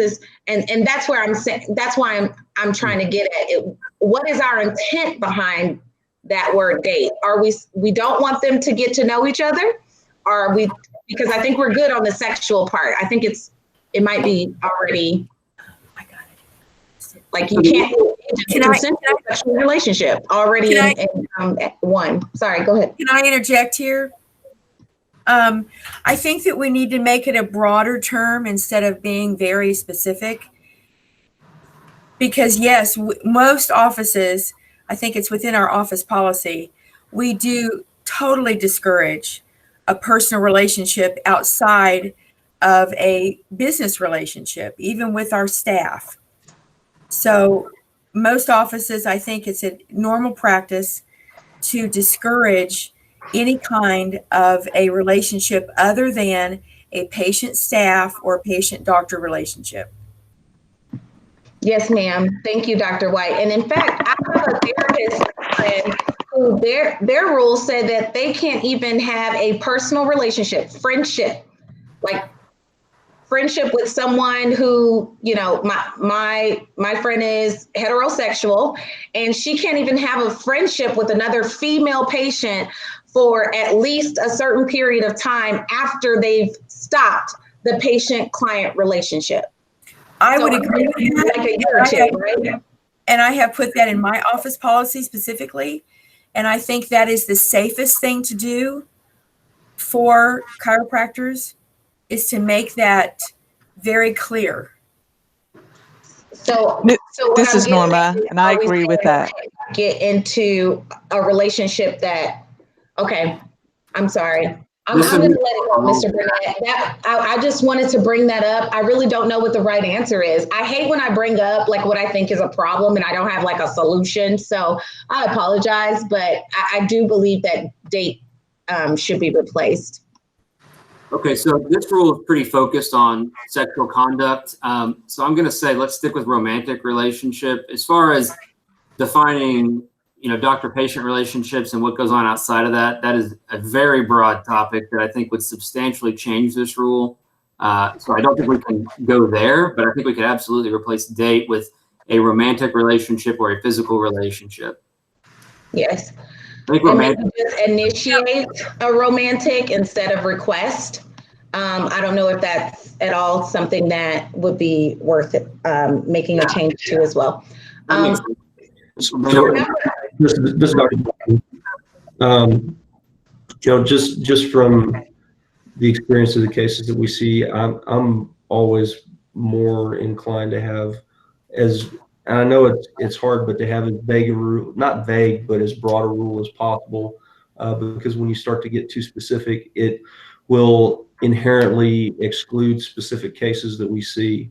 You know, not every two cases the same. And if you try to get too specific, it excludes a lot of stuff.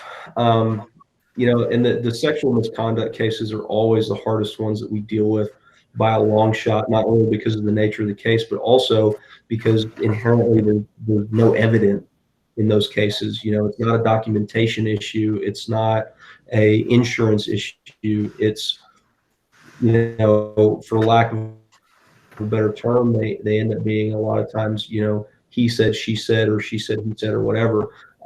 So yes, we need to update the rule. Just from my perspective, as broad as we can make it, so that we're not excluding certain scenarios that we might see, and then we end up in a situation where we have to make more rules down the line. But that's just my 2 cents. So Dr. Balcom, I agree. may not, Dr. Balcom may not attempt to initiate a romantic relationship give you enough leeway to define that when needed in the enforcement committee? Yeah, I mean, that would help. I don't know what we're asking of the doctor though. Then, I mean, are they going to need to get like an informed consent to have a relationship? I don't know what exactly that entails. And I don't want to. That's where you have. Sorry, go ahead. Right. That's where you have the ability in enforcement to define that. That's why we would leave it a little more broad. Yeah. The broader the better, but as long as we have something that we can move forward with, I'm all for it. I have to ask, if I want to get to your intent as much as possible, Dr. Henry, and the rest of your rules committee, but when you say request in all of the rules, so it says request in 4, 5, and 7, is it your intent for us, for the chiropractors to not, so number 4, it makes sense. Number 5 and number 7, I'm asking because if we say you can't request sexual acts or favors in exchange for services, but what if you're offered? So I feel like I'm not trying to get into the weeds into this. I just feel like we can make that language where it says you cannot initiate nor accept sexual acts in blah, blah, blah, blah, blah, for sexual. If someone else offers by engage, they can't engage in consensual sexual relationships either. At the very first, that's number 1. So that's covered. You can't ask either. Okay, so we're just, I'm sorry, go ahead. Does that make sense? I agree with Dr. Bauckham. When I look at these, I think, how are we going to prove this? And I think when you add the word sexual or romantic, that's a hard thing to prove, frankly. And I think that I heard Norma want to interject something. Dr. White, I was agreeing with your statements and the way you expressed them. Okay. They're difficult by far. I mean, I'll be honest with you guys, that's the hardest part of what we do in enforcement, I think, is the sexual misconduct. They carry the most ramifications outside of the profession, and we try to take them very seriously, but in the same breath, you want to be fair to all parties involved. So anything that we can do to facilitate that is a good thing. Let me make 2 points. First off, the rule is about misconduct, not necessarily about what might be a bad practice. And secondly, I think the word you're probably looking for, because James was kind enough to remind me about this, the word that you find in both the penal code and the family code is intimate. So intimate relationship. They don't use the term romantic, which I think as Dr. Todd mentioned, is a bit of an archaic term. So I think to be consistent with what the statutes say, I would say request an intimate relationship. Cover what you're looking for. Chair has a point of order. I noticed that Dr. Wofford stepped out of the room, and so just note that we still have. Oh, here he is. Okay, great. I was just going to make certain that we still had a quorum established, so we still have 9 board members present. I was stretching my back. Okay, so number 8 reads to me, exposed genitalia or other customarily covered body parts to an individual. Okay, I might be being silly here, but I feel like individual is way too broad. So it leads me to believe that a chiropractor is not supposed to have sex with their family member, their spouse. it just says individual. Is that meant to be just a patient? We cover that in defense to this. So under B, 9B, or more just section B, it says a defense to this action is that if a sexual relationship began more than 3 months after or existed prior. So if your spouse, if you were married to him before you became a patient, or 3 months after, you should be covered in that. Because that didn't exist before. Not really, because, okay, so what if you're just dating anybody? I think individual is, the way that it's written right now, no chiropractor is allowed to expose their genitalia to anybody else. That's how it reads. A licensee, a chiropractic college student or recent graduate employed by or under the supervision of a licensee may not, go down to 8, expose genitalia or other customarily covered body parts to an individual. Correct. Or masturbate in the presence of an individual. That's not, I don't think that's what the intent is. When you read B, I apologize for interrupting you all again. I hear some background noise. Would everyone just pay attention to your environment? And if you have background noise, mute yourself, please. Go ahead. Ms. Todd, when you read B, does that not take care of that? That was why we added B, because I actually picked up on that. That didn't exist in our old rule. So by trying to put that in there, we at least were saying that if you had the relationship before the doctor-patient relationship was initiated, that was kind of our catch-all on yes, you can have sex in an appropriate situation with a spouse or significant other. But you're saying like, I don't believe it's addressing what I'm specifically stating, but if no one else is reading it how I'm reading it, maybe I'm getting too deep. I believe that the way that I'm reading it, we in the enforcement committee would not read it that way anyway, so it may not even be necessary to go into deep. But my concern is it's written in a way that is so broad that it just, on its face, it looks ridiculous to me. On its face, it says an individual. It doesn't say a patient. It doesn't say a staff member. It doesn't say, you know, a fellow chiropractor, a fellow student. It says an individual. So that to me leads to saying, regardless of consensual or non-consensual, regardless if they're a patient or not, you are not allowed to expose yourself to another individual. That's what that reads to me. I see what you mean. You're not allowed to under the penal code anyway, unless it is asked for. Make that I mean, one point I would like to make is that the intent on all the rules, and I had this discussion with the governor's office, is that the way these are drafted is to give you all in your committees, whether it be enforcement, licensure, whatever, within the parameters of the rules, the maximum amount of discretion for you to exercise. So they're not checklists. They're designed to give you the opportunity to use your discretion. So that is the way these are all drafted. So I've got to say that I think that 8 is fine. Okay, I have one thing as a legal matter. Okay, before we move on, I just want to make it clear that B is talking about doctor-patient relationships, right? Correct. Okay, but A does not say doctor-patient relationship. So when you go down to 8, it says individual. It does not say doctor-patient. It does not at all imply doctor-patient. It just says if you go A8, because that's what you should be able to do. You should be able to read A and then 1, and then A and then 2, and then A and then all the way. So you should be able to read it by itself, and it should read or implicate what is not okay.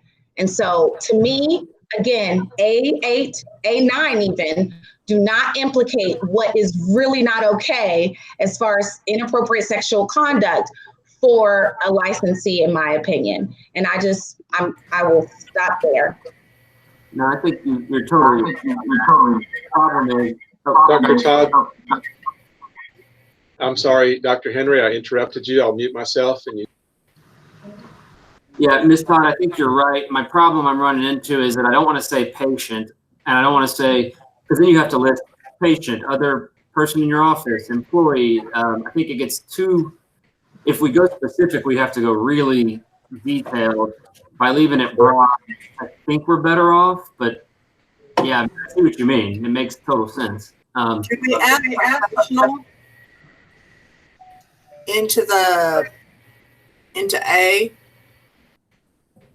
somehow to make it where it's a professional relationship of some sort and cover that? Can you repeat? So I was going to suggest wording individual within a doctor-patient relationship. Yeah, my problem is about employees. What about, you know, the patient waiting room? I wouldn't go, that's why I didn't go that direction. And so that's what I was going to say, is that we've run into situations where it's not just the patient. Staff has been a problem, sexual misconduct with the doctor and staff, or coworker or whatever. I don't think it needs to be limited specifically to patients. But the licensees and everyone who's covered under this rule should be able to clearly understand what the rule is saying, though. And I understand that it's inconvenient to us to define individual, but I think on behalf of their defense attorney, they should know what they're defending against or what they're not allowed to do and who they're not allowed to do it to. And so I don't feel like it would be too much of a burden for us to include language that deals with their staff, their employee, their staff, and their patients. I don't think that that's too much. Could we say associated with? Could we use that term associated with? I think I've got it. Could we not say what Ms. Todd may include but not limited to, patient, staff, but not limited to? Can you put that? I've got an idea. Dr. Bachman, could you give us a taxonomy of what you usually face in order of prevalence? That way we can tailor our creation of the rule to what comes up first, second, third. That way we can define the rules in such a way that allow you all clarity and expediency. Yeah, sure. I mean, still the majority of the misconducts are gonna be between a licensee and a patient. We've also had cases of licensee and employee. So whether it's a chiropractic assistant or front desk staff or something like that. We've also had it between licensees, between chiropractor to chiropractor. We kind of see the whole spectrum of that, but still the majority of the complaints that we get are licensee and patient. That's the big chunk of it. But I just I hesitate to limit the rule so that it excludes those other cases, because man, it's hard to say. We've seen pretty much everything, and these guys get real creative with how they want to misbehave. Well, so you want to make sure you cover it all. Like if a doctor gets drunk and it's possible they stand outside of a business and they expose themselves, which can happen. We had one that jumped on top of a car under the influence. Yeah, we've had that. Can I propose something that could solve the problem? Is it possible, Dr. Walker, to cover the cases that you see to see something like what we think about with law, like under the color of being a chiropractor, and to accept Mr. Burnett's earlier, so engage in intimate relationships under the color of professional conduct or something like that. That way we cover the broadest form of relations between men and women, men and men, women and women, et cetera, but then also on the back end say, if you're involved in some sort of professional capacity with somebody else, so whether that be an employee, whether that be a fellow chiropractor, if you're representing yourself as someone who's engaged in a profession, how about step aside from engaging in those types of behaviors. Instead of an individual, just say exposed genitalia or other customarily covered body parts in the professional setting or in a professional setting or in the office setting. that should cover all employees and anyone you're interacting with as a chiropractor, whether you're out at an event or whether you're in your office. Or in a professional capacity doesn't really work, but in the setting does. And I'm open to any language you've got there. Mr. Allen, it sounds like you've got a really good kind of grasp on the language side. I just want to make sure that we keep in mind that we expect professional behavior to extend beyond the boundaries of the doctor's office. Professional behavior should be continued no matter where our licensee is. So if we said, I point, appreciate rooted in a professional relationship.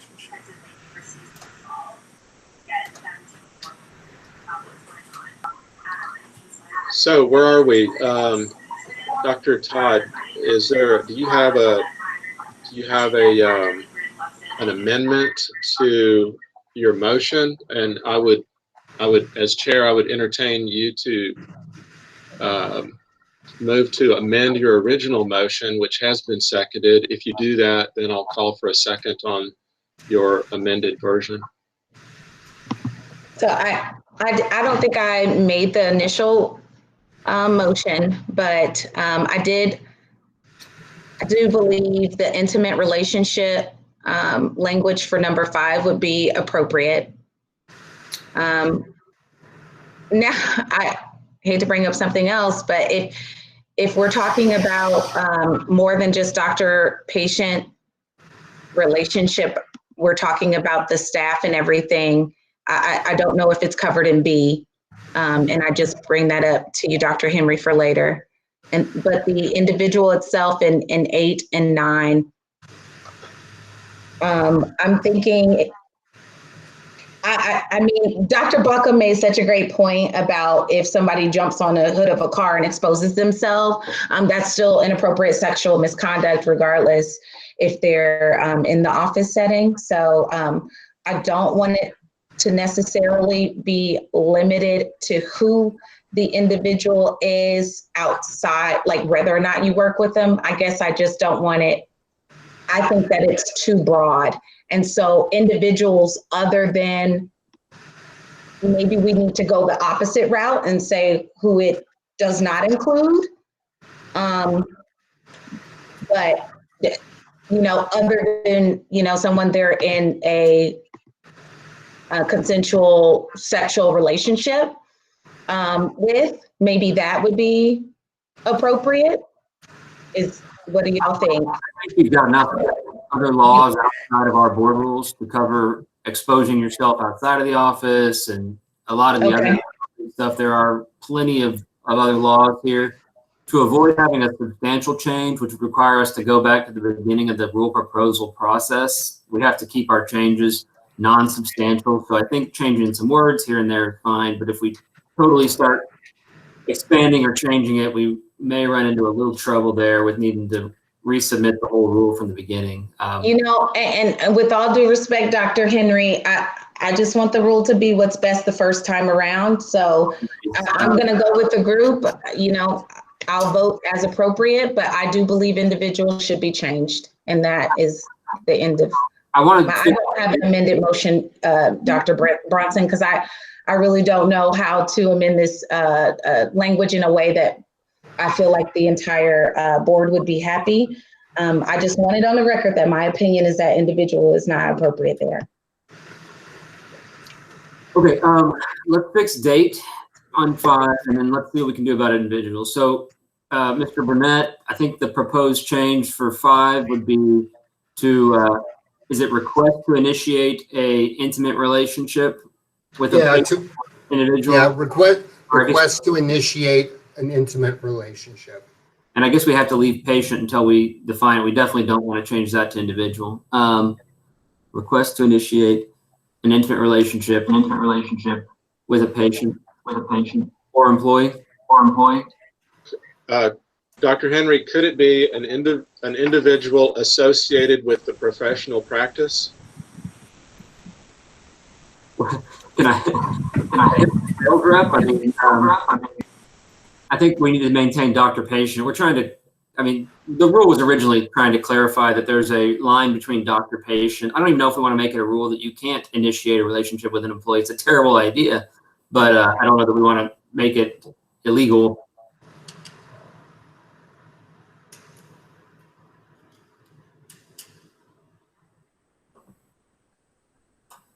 So I would suggest that for 5, we go with request to initiate an intimate relationship with a patient, and just leave it at that for number 5, unless there's more discussion on that one, on that proposed amendment.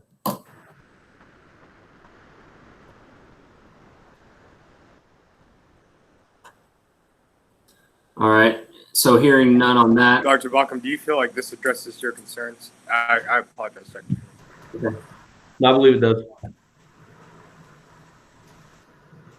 So we've got no initiating an intimate relationship with a patient, and so moving down to exposing yourself. Keep exposing genitalia or other customarily covered body parts. I'm going to go with in the professional setting at this point, I think, because if you're doing it out, I mean, man, that one's hard. I really don't know how to take individual out there without creating a checklist of people that you are not supposed to do that to. Because, you know, if I'm getting my physical, I'm exposing myself to my doctor in a professional setting. That's a tough one. Do we want to change individual to patient and then try to go back and amend that? I'm open to suggestions, Ms. Todd, if you have any on how to get rid of individual with something changing. Does the word inappropriate fit in there? In the course of practicing chiropractic, so we say to anybody, exposing yourself to anybody in the course of the pursuit of your duties or something like that. That way it's like we're talking about vendors, employees, patients, whatever it may be. So I think that goes back to what Dr. Baucom was saying about limiting it if someone jumps on the top of the car. I keep bringing that up, the jumping on the top of the car. Yeah, and so there's another consideration with that too. With the extreme cases like that, these individuals, their license tends to be the least of their concerns because there's criminal proceedings that are going on too. And so I don't think that we need to get hung up too much on that aspect of it. Just because the cases that get that extreme, we tend to do the what's it called, voluntarily surrender their license so that they don't have to deal with our proceedings while they're going through criminal cases as well. Great point. So okay. So Dr. Baucom and Dr. Wofford, is it your position that it should stay individual? I'm curious to know your position. Well, this is Wofford. I definitely see what you're saying on this. And but going back to what Dr. Baucom was just saying, the cases that I've seen, like somebody jumping on the hood, they're going to be facing criminal charges, which we can take action on that. And I think that's going to be a lot more severe than what we can do. I've been sitting there struggling. I definitely see what you're saying. I just don't know what to insert in there. You know, because we the three of us see these cases on the enforcement, but I think we've got to be careful. And like what Dr. Henry said, if he goes into his primary care doctor and gets an examination, is that exposing himself? Well, under this rule, it is. With all due respect, he's not violating a rule. Basically, you know, I guess we're not going to take action on something that there's not a complaint against the licensee that comes in. Right. Can we just add inappropriately exposed genitalia? Just inappropriately. Just insert the word inappropriately exposed genitalia or other customary body parts to an individual. And then if you're masturbating in front of someone, it's always inappropriate. Unless you're married or whatever you're into. But there's no doctor-patient issue where that should be okay. Well, I mean, some people masturbate in front of their spouse. Right. No, spouse and relationship. So it's still the individual issue is what I mean. But I like inappropriately. The chair would entertain a motion to amend the original motion to include the word inappropriate. Would someone please put that word in the proposal and read it and make the motion as amended? All right. Mr. Burnett, you got your pen? Yeah, you would just have 8 read inappropriately exposed genitalia or other customarily covered body parts to an individual, or stick it in between the 8 and exposed. Yeah, that's the suggested change. And then can you read back the suggested change for 5? Request to initiate an intimate relationship with the patient. Sound okay to everybody? I mean, I guess we'll vote on it in a second. I'm going to move that we accept this, or that we adopt this rule with said changes. Neil, second. Dr. Henry, can I interject something? Should we put different words other than initiate? Because we want to also discourage just the participation in, whether the doctor initiated it or not. Is that correct?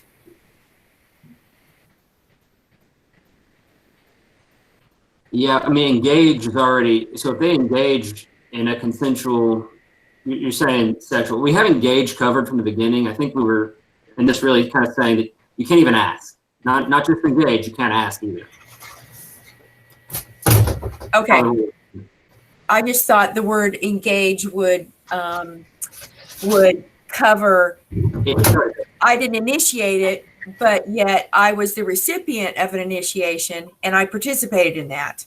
That's what we're trying to discourage as well, right? Yeah, and number 1, that's why that's the first thing up there. Is the first thing is you can't engage in any kind of sexual relationship with a patient. As we go down, it's also saying you can't even ask, much less engage.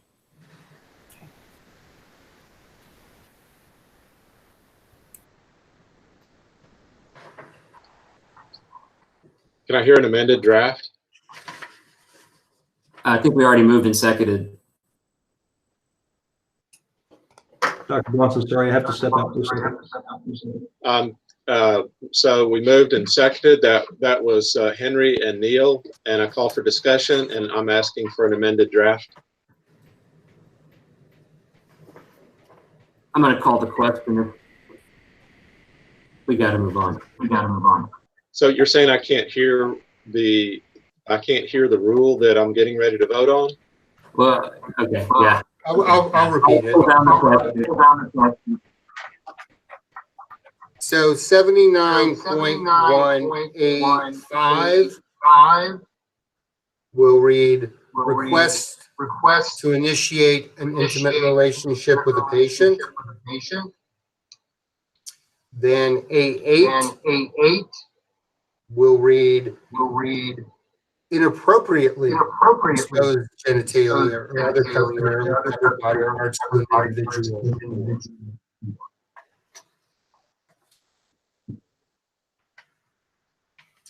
Okay, motion's been made and seconded. All in favor signify by saying aye. All right. Aye. Aye. Any opposed say nay. Unmute your microphone, Dr. Todd, if that was a nay. Nay.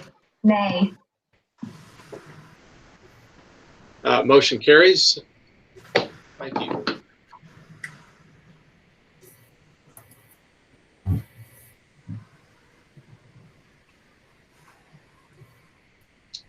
This moves us to agenda item number 23, discussion and possible action on adopting a new rule relating to unprofessional conduct, 22 TAC 79.3, financial misconduct.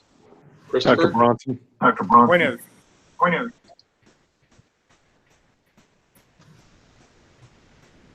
Point of information, Dr. Bronson. I believe Lance Durrett is attempting to.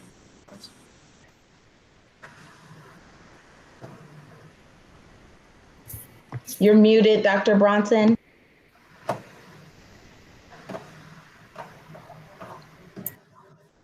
I just heard Lance Durrett coming through. Dr. Durrett, are you wanting to speak on this agenda item?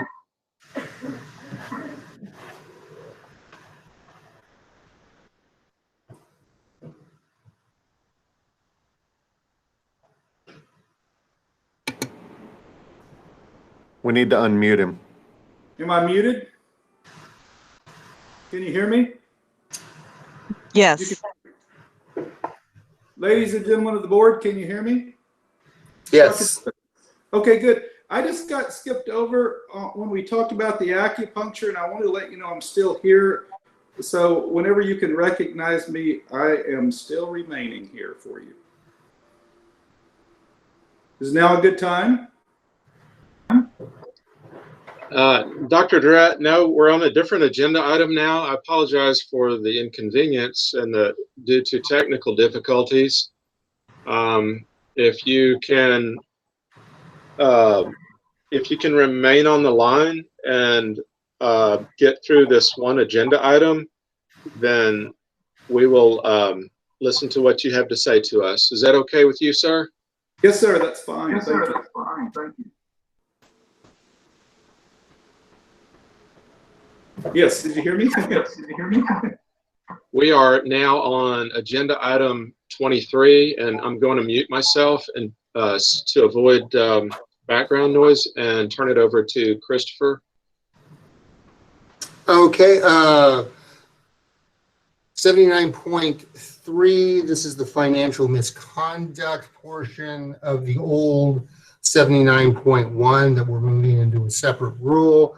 The board received no comments concerning the proposed rule during the statutory comment period, and recommend that you vote to adopt the new rule for publication into the Texas Register. Todd so moves. Wofford second. Motion's been made by Todd, seconded by Wofford. Is there any discussion? Hearing none, I'll call for a vote. All in favor signify by saying aye. Aye. Aye. Aye. Any opposed say nay. Motion carries. Now, ladies and gentlemen, let's go ahead and recognize Dr. Lance Durrett due to technical difficulties. And I know this is out of order, but I'm going to go ahead and mute myself here in just a moment. Dr. Durrett, hopefully 3 minutes is sufficient for you. And we would love to hear what you have to say to us. Thank you for recognizing me, and I think my situation has been handled. I just wanted to confirm, I heard that you have a proposed acupuncture amendment. I'm not sure if that was passed, but I heard one thing I think I'm covered in it, but I'm not sure. I was certified in 1999 and again in 2001. And so I've been practicing for acupuncture a long time. I was licensed as a chiropractor in 1983. So am I covered under the new proposed rule or rule amendment that you made?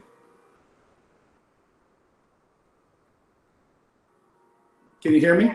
Dr. Henry, do you want to address it so we don't have the background? Yeah, actually, I think this is one that if you were practicing legally, that rule should have you covered. If you followed our previous board rules, we basically made it to where anyone who had been following our old rules is going to be covered, if you were following those rules up to that point. So your specific situation, you'll have to address with our licensing department, because I would have to know way more about what training you had and how many hours and what tests you took, if you took any. So I don't want to answer that on here, but if you were okay under the previous rule, you should be okay now. Okay, and is there a procedure? Do I apply for something again? Does the board have that worked out yet? You just submit a written request with the information that's listed in the rule, which will be posted now that it's been adopted. Okay, very good. That's all I have. Thank you for being on Feel top. free to contact staff and they can answer your questions more specifically too, now that we have a new rule for them to work under. Okay, very good job. I appreciate you. You got it. Thank you. Thank you for attending, Dr. Durrett, and for your input. Have a nice day. We are now on agenda item 24, discussion and possible action on adopting the repeal and replacement of certain rules relating to complaints. 22 TAC 80.2, complaint procedures. I'll mute myself and turn it over to Christopher. So 80.2, this is the part of the duo along with the informal settlement conference rule that you'll be looking at here in just a bit. So this is a repeal and replacement. We received no comments from the public during the 30-day comment period. Just want to point out the differences mainly, aside from just language cleanup, and this one is that the board clarifies when the executive director can dismiss a complaint, specifically on matters in which somebody's got pending criminal charges. That was kind of a big bugaboo for us. And also that to make it explicit for respondents, to let them know that if possible, that we will attempt to informally settle a complaint without having to go to an administrative hearing. Kind of a statement of board policy there. And other than that, I recommend you vote to adopt the rule without changes for publication in the Texas Register.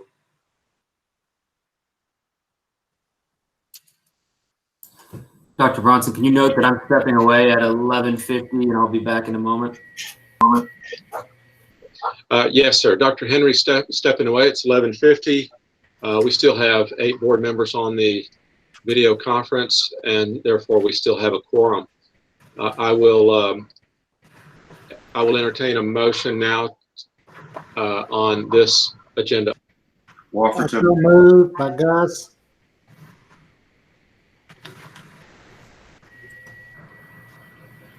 Second by Neil. Okay, Gus Ramirez made the motion. Dr. Neal seconded. Is there any discussion?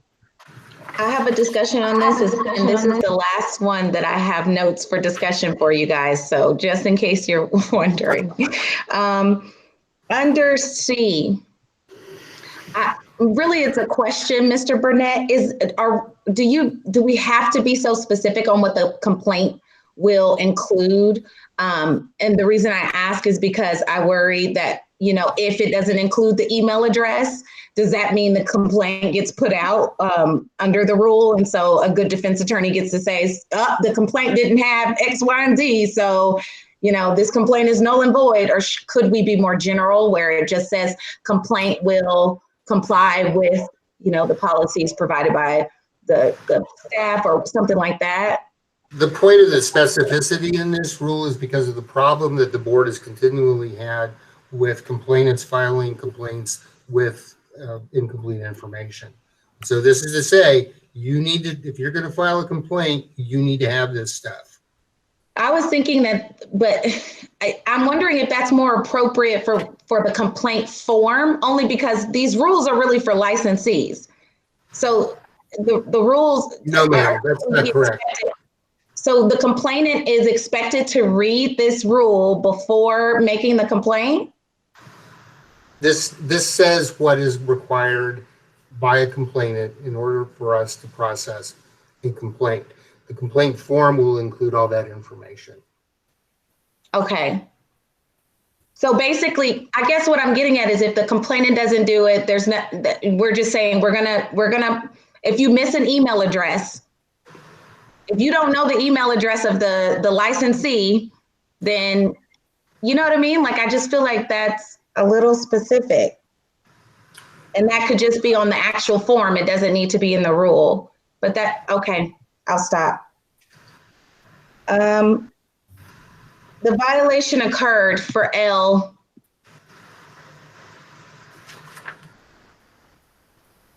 I was wondering if the enforcement committee, do we only find that a violation occurred, or do we get into the punitive measures?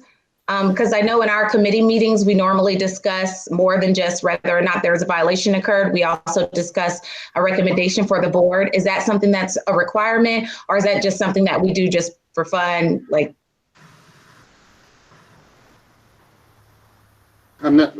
So you're saying, does a penalty recommendation have to be included? yes, sir.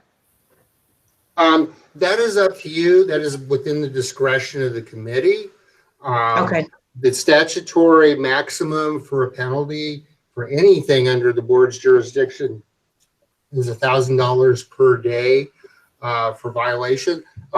You are free to go from 0 to 1,000.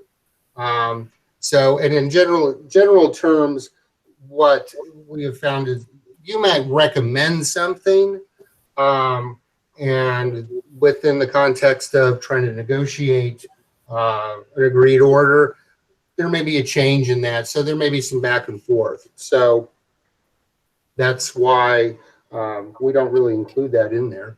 So there's no expectation, though, for us to make a recommendation. It could just be, we just say whether or not there's a violation or if more investigation needs to occur. Okay. Right, because as and I've talked to the board about this a number of times, you know, Norma and James put together really good investigative cases. They've got all the information that they can. And you may have an instance in which something comes before the enforcement committee that you go, it's an absolute slam dunk. They committed horrible crimes. They were drowning kittens, whatever the case may be. And you go, we want this to be a vote. And for whatever reason, and this happens, sometimes licensees don't pay much attention to correspondence from the board until the little thing says, guess what, we're going to revoke your license. You got 20 days to let us know what you want to do. At that point, they finally decide that they're going to get in touch with a lawyer. And the next thing you know, they're presenting evidence that shows clearly that, oh, well, there was a reason why they drowned kittens, or there was, you know, something to absolve them actually of the violation. So, you know, you're not going to be stuck with trying to pursue something that's not going to be worth, that's not there. So that allows some flexibility. Thank you. I appreciate it. I have nothing further.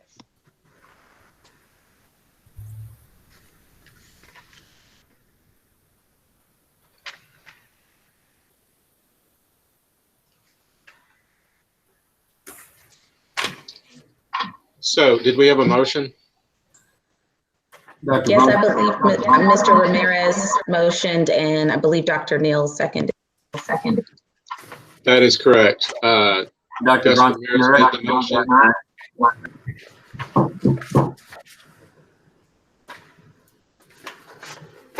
I'm sorry, did someone have something else to say? I was muting and unmuting. Just let the record show that Dr. Henry's back at 11:57. Thank you, Dr. Henry. For the record, Dr. Henry is back at 11:57. Thank you, sir. 9 members are present.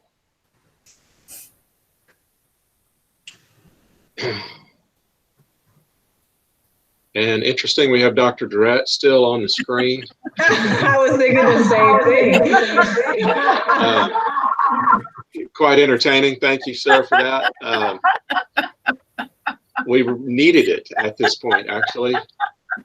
Call for the vote. All in favor signify by saying aye. Aye. Aye. Aye. Any opposed, nay? Motion carries.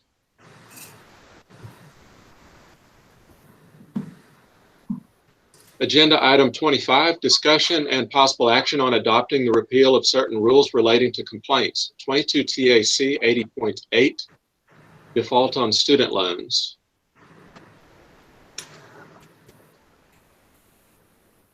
This one is simple. This is a simple repeal of 80.8.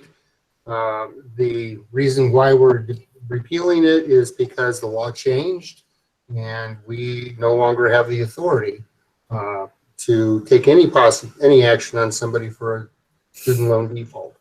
So we received no comments on this one. So recommendation is that you vote to adopt the proposed repeal of this rule. So moved, Alan. Second, by Gus. Motion was made by Allen and seconded by Ramirez. Any discussion? Hearing none, all in favor signify by saying aye. Aye. Aye. Any opposed, say nay. Motion carries.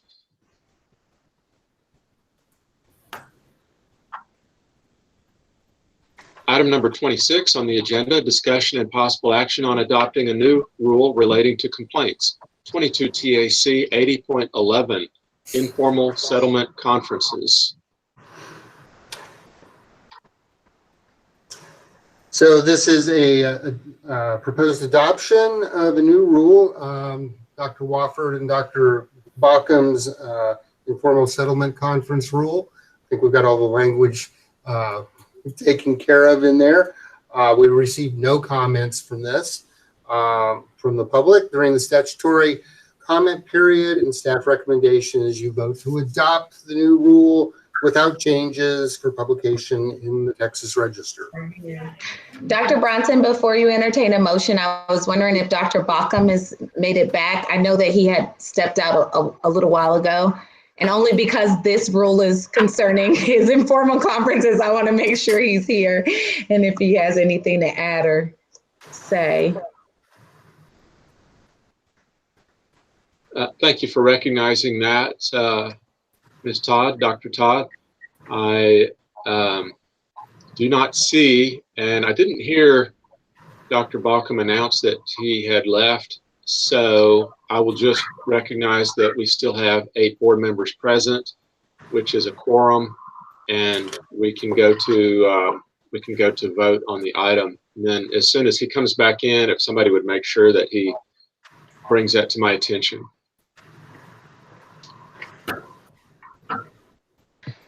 It was before Dr. Henry stepped out, so I believe we may have gone down to 7 board members if Dr. Baucom hadn't come back before Dr. Henry. And I know you had said we had 8 board members, so I just want to make sure that's clear. But if Dr. Baucom's not here, I'll move to adopt the rule as written. Wofford, second. Motion's been made by Todd and seconded by Wofford. Is there any discussion? And unfortunately, Dr. Baucom isn't here because I know this is something that he worked on extensively. I'll call for the vote. All in favor signify by saying aye. Aye. Any opposed say nay. Motion carries. Also, please let the record show, as Dr. Todd indicated, that there were 7 board members present previously when I said there were 8. That still left us with a quorum that's been uninterrupted during this meeting. The next item is item number 27 on the agenda, discussion and possible action on adopting the repeal of certain rules relating to internal board procedures. 22 TAC 82.4, private donors. So yes, this is a repeal of 82.4. The board received no comments from the public during the statutory comment period. Essentially, the reason for repealing this rule is, surprise, surprise, the board didn't have the authority to adopt this rule in the first place. There's a statutory requirement that any agency that must have explicit statutory grant of authority to accept gifts, and we do not have that. So therefore, that rule was invalid from the get-go. Staff recommendation is that you vote to adopt the repeal of this rule for publication in the Texas Register. So moved, Alan. Second, by Gus. Motion's been made by Allen and excuse me, seconded by Gus Ramirez. Any discussion? All in favor signify by saying aye. Aye. Aye. Any opposed, nay. Motion carries.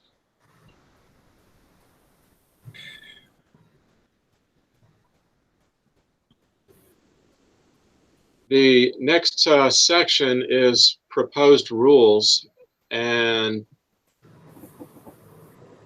there are only 5, and then that would conclude our meeting. I'm going to ask a question and then mute myself until I hear answers. Does anyone need a 5 to 10 minute break right?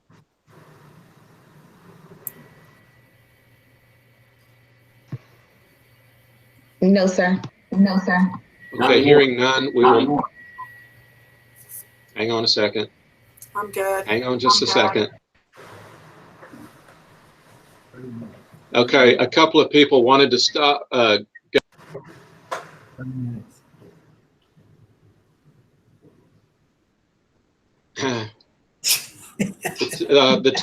time is 12:04 p.m. We are going to recess until 12:15 p.m. Please, you can turn your video off and your microphone, and I'll see you at 12:15 p.m. Thank you. Dr. Henry. Yeah. What are you drinking? Water. I said I don't need any more time. I don't know why we're breaking, but Yeah. I saw orange and I thought, is that a smoothie? I need one. Okay. staying hydrated.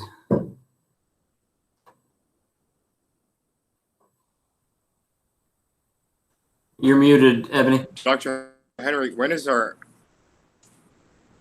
I was going to ask you, Dr. Henry, when is our next meeting? On the rules committee, or just as a, or in the rules committee, or just as a board? Rules committee. We don't have any set meetings. We'll get an email out. So what'll happen with these proposed rules, and we're all still being recorded and live on YouTube right now too, so just a heads up. But yeah. So these rules that are being proposed will be submitted to the state register. We'll wait for comments to come back on those. Then we will, basically they'll go through the same process where the board votes to adopt. What we would really like to do is when you get your board packet, read through these, and if there's any changes on the proposed ones that we put forth today, let's hash it all out beforehand. And then on the proposed rules, you'll get these two, and then through email, we can usually kind of come up with, hey, there's a problem with this, there's a problem with that, before we ever propose them. So that's where you can make big changes. You can say, hey, let's go from a totally different direction on it, that kind of thing. So once they've been submitted to the state register, we get tweaks. So whenever we have a rule that we can't figure out within a couple of emails, we can set up a phone call between, you know, our committee, Burnett, and whoever else needs to be involved in it. And then sometimes we'll present a rule to a stakeholder meeting and try to get input from like people from all the different sides when we're drafting the rule. So it's kind of impromptu. We don't have any kind of set meeting schedule. And Dr. Henry, I want to thank you for always being so cool and willing to listen to my input. It means a lot to me that my opinion matters, and you make that clear. But I want you to know it's only because I want your intent met that I even give you input. It's not because I'm truly. I have a dog in a fight. Normally I don't represent chiropractors, nor am I one. So for me, it's just whatever you want, let's make sure it's clear. Well, I really appreciate it. Yeah. I think that the format here is what's really driving me nuts, is that every time we try to talk, I can't hear what anyone's saying as someone else chimes in. And so it's a lot easier in person to kind of have those conversations. So I'm just trying to knock out as much of this stuff before the meeting. And So any input that you can find ahead of time, please send it my way, because Yeah, I'm awful at ahead of time. I've been up till midnight every day this week with my son for virtual learning. I have 3 cases coming up. Ahead of time sucks for me, but and now I'm licensure committee chair. I was like, what? Now I add things instead of subtracting. So I want you to know that from the bottom of my heart that I wish I had enough time. But these days my eyes are twitching because I don't have the time to add.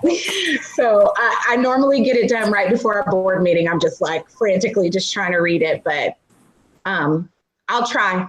No, I always say I'm going to be doing it a week ahead, and it's usually about a day or 2 ahead too. So, but you usually have great input, so thank you.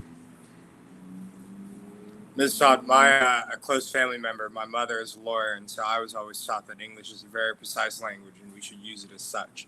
As such, I very much appreciate your clarification on the items that we address.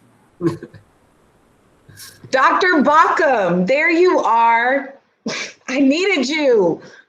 I'm sorry, did I miss something? We had the informal conference rule, and I'm like, where's Dr. Baucom? This is his rule. No, missed it. Yeah, so at the end of this thing too, I misread the agenda. I've got some stuff that I needed to say during the enforcement part of the agenda. Yeah, report. Yeah, I thought it was number 4 and I thought it was number 9, so I just skipped it. So I was going to talk about the informal conference. So yeah, sorry I missed that. I didn't mean to leave you hanging. No, that's exactly why I was like, where's Dr. Baucom? Because I'm pretty sure he would want to talk about the informal conference. But we adopted the rule, Dr. Baucom, so I don't know if there was any input that you wanted to make afterward. Okay. Awesome. No, having a rule's better than not, so I'm good with it. I trust you guys. Between you and Scott, I'm sure y'all gave him hell. Oh my gosh. I know. I saw Dr. Wofford's face when I started talking about sexual misconduct. Dr. Wofford was like, here we go. You have like, for everyone else that isn't at the enforcement committee meetings, I want y'all to know that I have a lot to say when it comes to sexual misconduct. So the other committee members. They're scared. On a second with Miss Todd there, I am going to love that. Ms. Todd, it felt like we were litigating life a little bit in that discussion, but I think we came up with a rule that addressed the pertinent questions, especially for Dr. Baucom in his role as an enforcer. Yeah, you guys have missed a lot. With enforcement, we've had 3 enforcement meetings since the last meeting, and sexual misconduct has taken up quite a bit of it. So we've had this. That's why when you see Dr. Wofford's face when it started, we've done quite a bit with that in the last 2 months. So I guess kind of an inside joke. It's been awful for everyone except me. I don't mind it. But Dr. Wofford, Dr. Baucom, Miss Norma Rodriguez, y'all are champs. Mr. James, Mr. Fortner, all of you who had to sit through the enforcement committee meeting when I talk about sexual misconduct, you're the real MVP. That's what I have to say. It hasn't been bad though. You know, I've said from the beginning, I like having folks on the committee with me that are aggressive. It just makes it easier for me, you know. So you're able to frame the positions. I hate to be the wet blanket here. Excuse me, guys. I really got to ask you. You are not in a meeting right now, and you are talking about business in a quorum. Yeah, this is Dr. Bronson, Chair. I just got the message. I've stepped out for recess and came back. So yes, if you all stop the casual conversation for now, and we will reconvene in about 3 minutes. Thank you.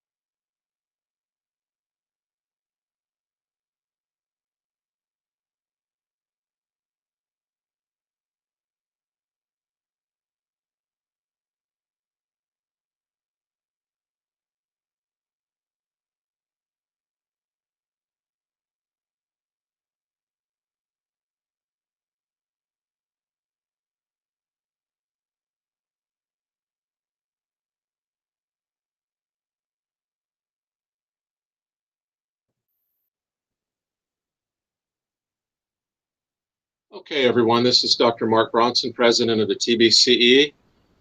And the time is 12:15 p.m. I'm calling the meeting back into session. And we are on agenda item 28. This is under the section for proposed rules.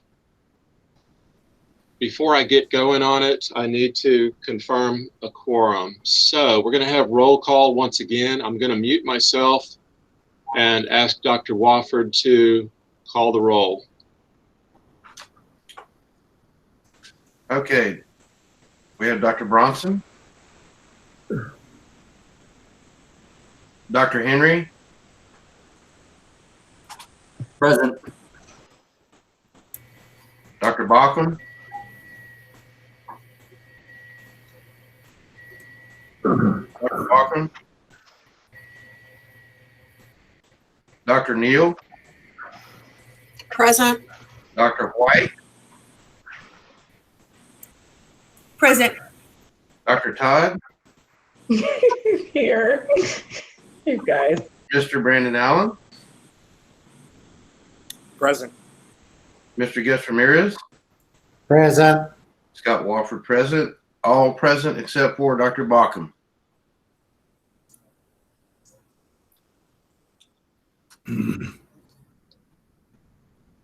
Okay, so we have 8 out of 9 board members present. That gives us a quorum, and we will move on to agenda item 28, discussion and possible action on proposing certain rules relating to substance abuse testing and monitoring. 22 TAC 74.1, substance abuse testing and monitoring of applicants. I'll turn the floor over after I mute my microphone to Christopher and Dr. Henry for discussion, and then I'll entertain a motion, second, and the votes.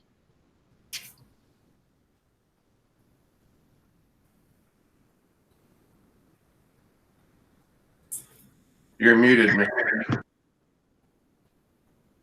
There we go. Okay, sorry. 74.1 is a proposal for a new rule for your consideration. And this will cover substance abuse testing and monitoring of our applicants. And this goes hand in hand with the one you'll pick up next, 74.2. Background on those. Definitely for 74.2 for monitoring of licensees, we are absolutely explicitly required by statute to have a rule about it.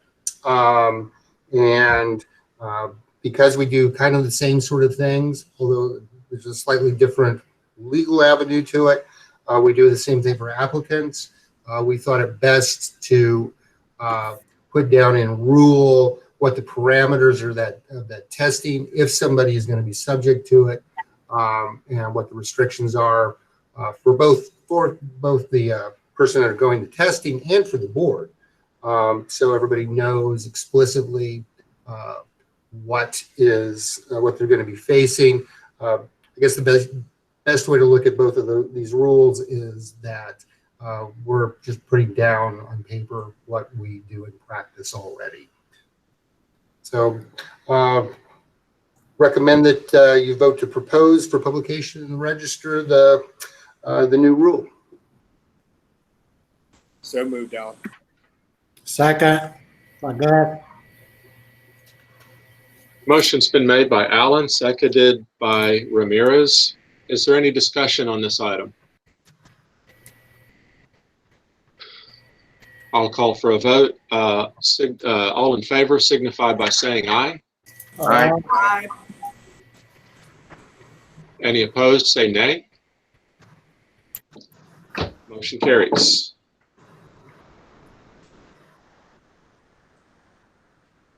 Item 29 on the agenda, discussion and possible action on proposing certain rules relating to substance abuse testing and monitoring. 22 TAC 74.2, substance abuse testing and monitoring of licensees. And I will mute myself and turn it over to Christopher. Yeah, so 74.2, like I said, this is the one that is explicitly required by Chapter 201 that we have a monitoring rule. And again, this is to basically put in black and white what the board's practice has been. This is mainly going to be applicable for the folks on the enforcement committee. So it kind of spells out the process for both the respondents in the case and also what the enforcement committee may do, and recommend you vote to approve the new rule for publication, proposed new rule for publication in the Texas Register. Wofford, so moved. Neil, second.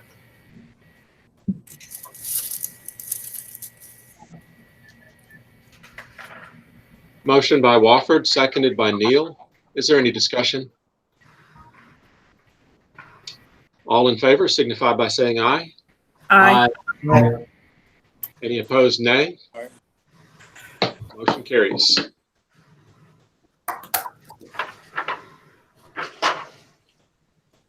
Item number 30 on the agenda, discussion and possible action on proposing certain rules relating to scope of practice. 22 TAC 78.5, delegation of radiologic procedures.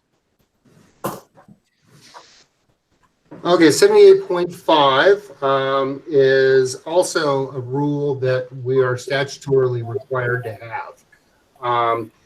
The requirement, however, is not in Chapter 201.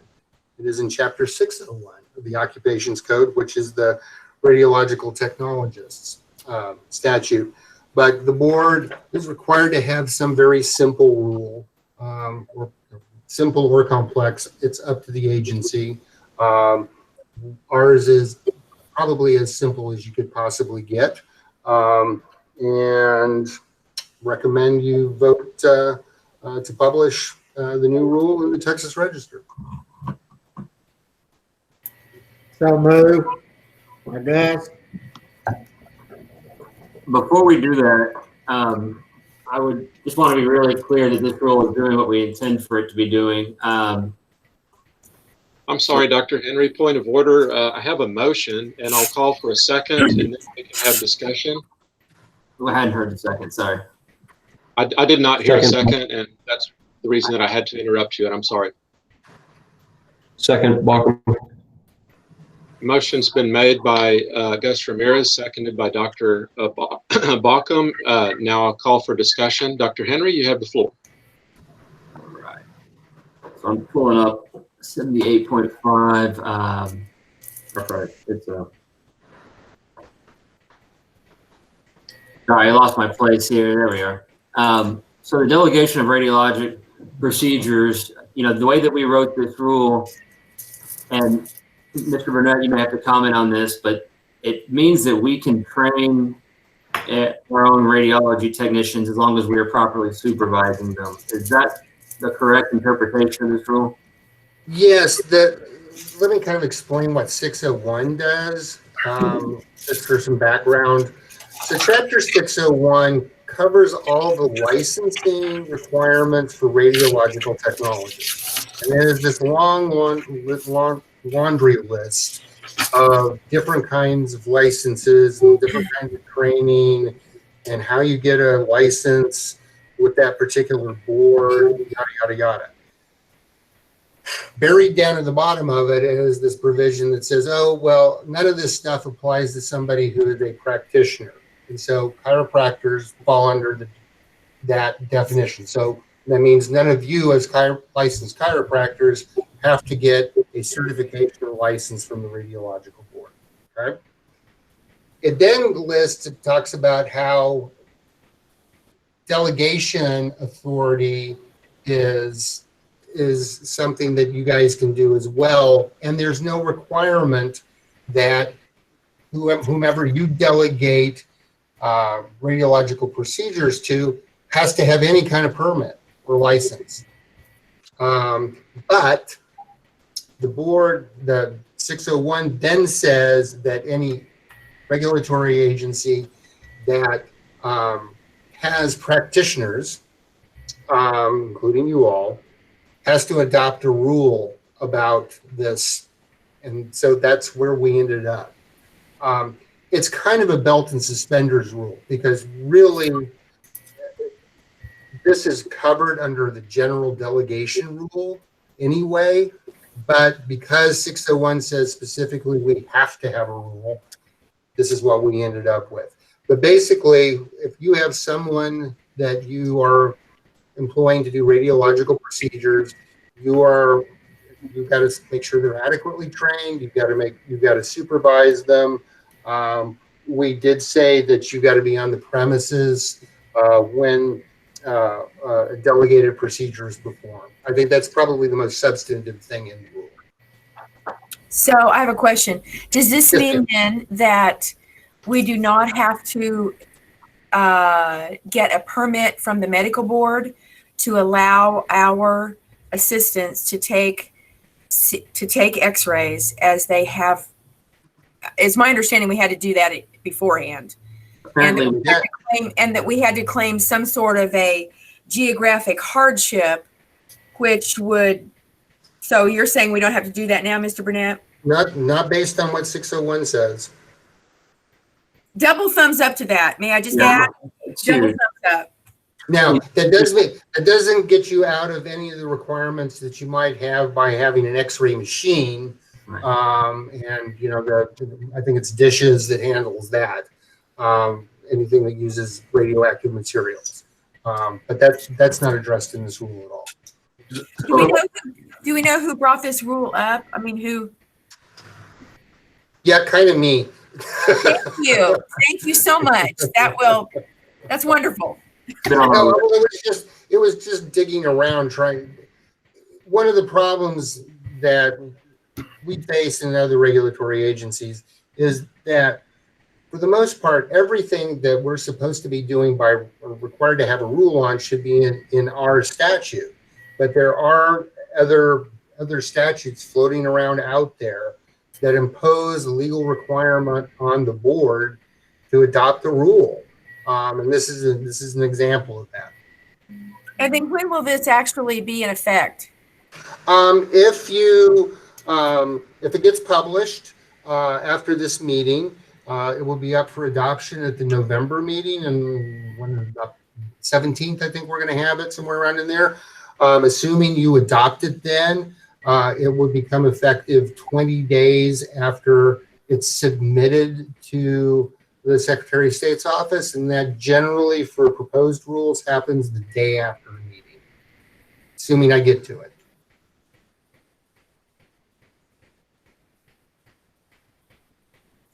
Okay, I just wanted everyone to be kind of clear on what this rule does, just because there's been so much confusion in our industry for so long. I've heard every different professional from different rules experts say have different explanations on what needed to be done.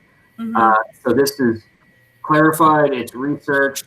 It does put the burden on the doctor though, so be aware that if you delegate, you better have a training program and document the heck out of it. But I think it's a great rule. Yeah, wow. Great job, guys. This was really neat. Yeah.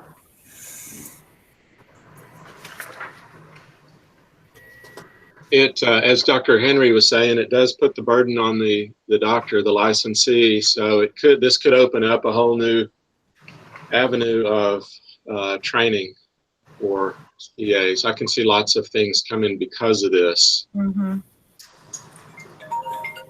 So just anticipating.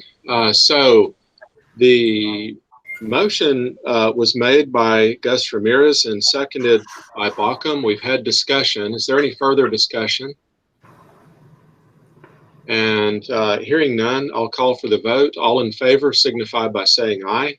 Aye. Aye. Any opposed, say nay. Motion carries. Thank you again, Christopher, for your initiative on this rule. Item 31, discussion and possible action on proposing certain rules relating to complaints. 22 TAC 80.12, retention of investigative records.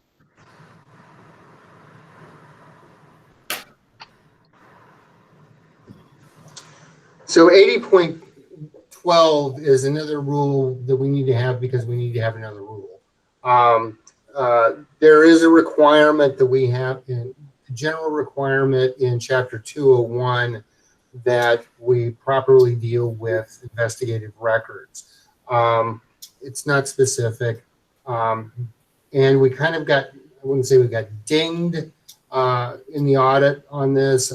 And if it was something that didn't even rise to the level of being in the audit report. But it's like, well, what are you supposed to do with your investigative records? So all we're saying in this rule is that we will take care of our records in accordance with the records retention schedule that we're required to have through the State Library and Archives Commission.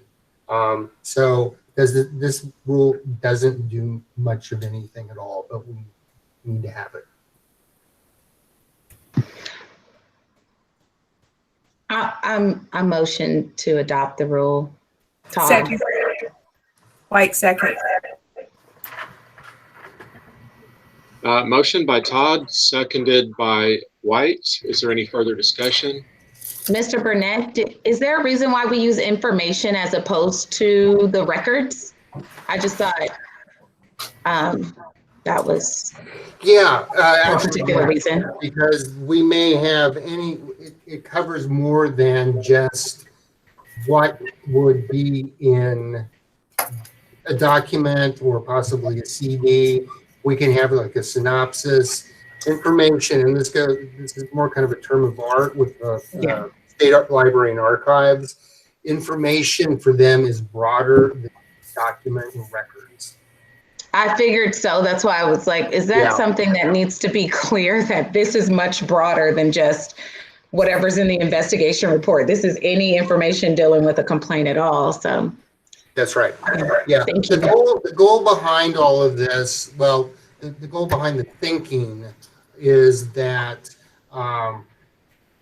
in instances in which you have a complaint that's filed, there's an investigation, and there's no violation found, they don't want to have basically derogatory information about a licensee floating around in an agency's files if the conclusion was they didn't do anything wrong. So that's what they're getting at.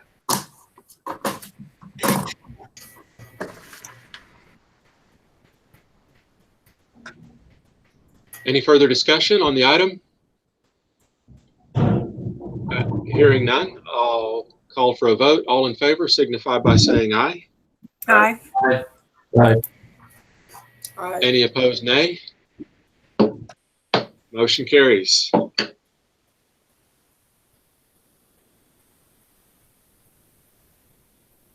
And ladies and gentlemen, this takes us to legal matters, and we will not have a closed session for discussion of legal matters during this meeting. And that brings us to the final category of concluding matters, agenda item number. Pardon me, if I could ask a question to Mr. Burnett.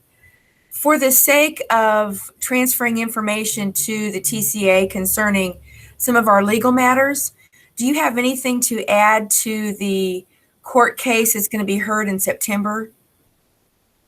No, not actually. I mean, I think if you really just want to get up to speed on what's going on, what the arguments are going to be, go to the Texas Supreme Court's website and read the petitioners and the defendants' briefs on the merits. And I will say that if you are short on time, read TCA's briefs on the merits. Their attorney is an exceptionally good writer, and pretty much spells it out. If you want to see the long sordid history of this case, the brief on the merits filed by our Solicitor General attorney as attachments has pretty much the entire legal history of how we got to this point. As far as what I think is going to happen, I'm biased, but I think our chances of prevailing are pretty good on this one. So We'll just have to see. We don't know, once the court here has the oral arguments, when they pop out an opinion on this, it could be March, it could be September. Who knows? So we're not going to get resolution of this until probably middle of next year. Okay. Thank you. So I was planning on making a trip to Austin and attending, and now I don't have to travel. I will view it just like everyone else on YouTube live stream from the court, and we'll make sure that everybody has that link so that you can attend as well. Meanwhile, if anyone has any need for legal clarification or questions, then start with Christopher and work from there.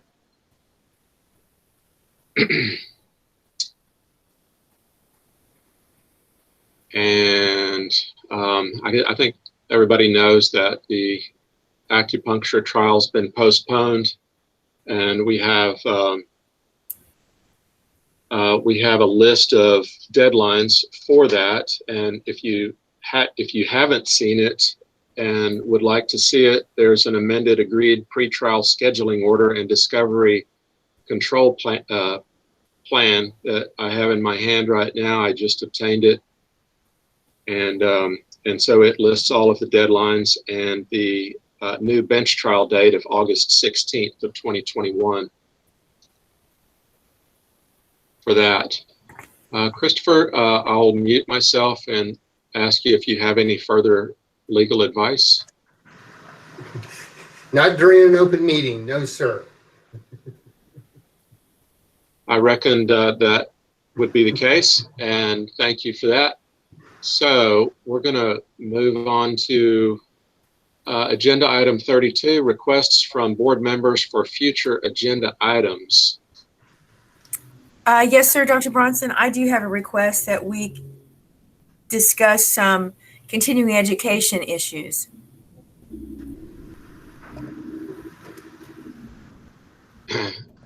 Okay, Dr. White, you can initiate some committee correspondence on that, and then you can also, if it's appropriate and you want it to be an agenda item on the next meeting, then let me know, and Patrick and Christopher, and we'll make sure that that gets on the agenda. Right. So I have one as well, Dr. Bronson. I forgot to bring it up in the enforcement. We talked yesterday about revising the penalty table in 80.4 to make it more user-friendly, I guess. Christopher is the one that brought it up. You want to talk about that briefly, Christopher?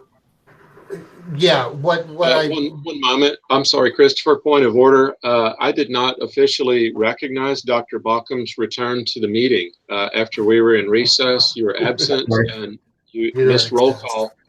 And I don't know when you came back on the call. I came back on at 12:20, 2 minutes after we started. Okay, so that would have been 12:17. Yes. So let the record show that Dr. Baucom re-entered the meeting at about 12:17 p.m. and remains on the meeting, and all board members are currently present. I'm going to mute myself and let Christopher address your. Yes, as y'all probably know, we've done a tremendous amount of rule changes, and because of that, the penalty chart that is an attachment to Rule 80.4 is a little bit out of date. So I spoke with the Enforcement Committee yesterday about how best to proceed with redoing it with a mind to not only just updating the rule citations, but also changing a few things format-wise with it, but there was also one policy issue. I won't bring it up right now since it's not on the agenda. So my marching orders from Dr. Bauckham were to just go ahead and do up a draft of a new penalty chart and to redraft the wording of the rules to the body of the rules to have the kind of policy change be effective. So my goal is to have that ready for consideration as a repeal and replace proposal at the next meeting. I don't know if that needs something to be a separate agenda item or a discussion item. I think we could just cover that during the actual consideration of the proposed repeal and replace.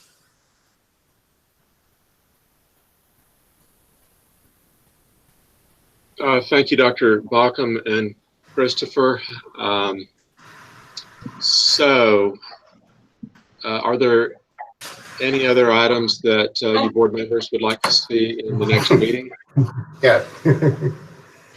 Dr. Bauckham and Dr. Wofford, if y'all can chime in and let me know if I'm off track here, but we kind of discussed some training, maybe. I don't know if this is appropriate to even bring up here, gentlemen. Can y'all help me as far as the sexual misconduct training that we were discussing? I don't know if we want to present it to the board. Okay. Yes, I'm sorry.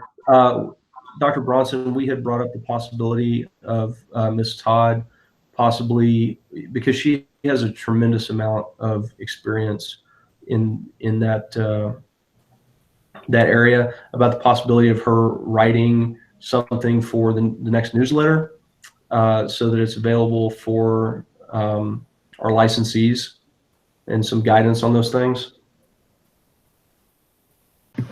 I don't know if that's something we want to decide as a board or discuss as a board, Dr. Bronson, on the next agenda, but basically the context behind it is just empowering licensees with basically some left and right limits of things that you can do as a doctor to maybe limit the amount of complaints you get from especially sexual conduct complaints that you get from perspective or from patients or clients. And Dr. Wofford talks, so he does a great job of explaining like what he does to explain what he's going to do to patients. And I think things like that probably should be implemented in most chiropractic offices, but I don't know if they are. So we kind of just talk through some things like that. And Dr. Wofford, you're unmuted, so I'll be quiet and let you speak.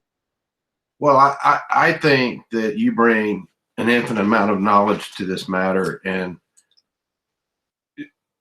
I think it would be absolutely fantastic. You know, getting to know Ms. Todd, it's been a pleasure, and she has a knowledge about this arena I think that none of us, quite frankly, have. And if we could share her knowledge to the practitioners out there, I think we could prevent a lot of these bad things happening, or at least I hope we could. So I'm 1,000,000% behind this. I believe that she has the ability to, I mean, I like just listen to her explain things because it just makes sense. So if we could put it in a newsletter, or the newsletter, if you think, Dr. Bronson, if we could prevent one bad incident, in my opinion, it's worth it. So that's what I have to say. And complaint. One bad complaint, you know what I mean? Where somebody just misunderstands. Absolutely. That's what we should also prevent. Absolutely. Thank you so much, Dr. Wofford and Dr. Bauckham. Yes, I agree that it would be a very good item in our publication, and agree that it would assist our licensees in risk management and the general public from having to experience misconduct. So I like it. I appreciate your offering to do that. What you would do would be to write a draft, start out there, and then submit it to me and Patrick and Christopher, and allow us to help you edit it. Same thing goes for me. Anytime I write something, it goes through multiple channels of editing. And so we ensure a unified voice from this board, and then we publish it. I think that it would be well received and very helpful information.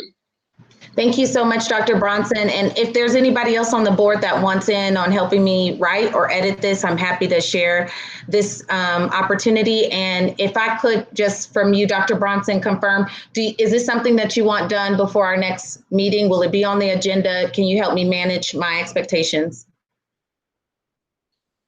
It's not timed according to board meetings, but rather the publication of the next newsletter.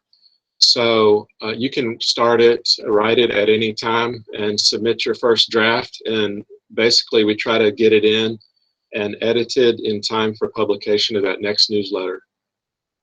Absolutely. Thank you. Yes, ma'am.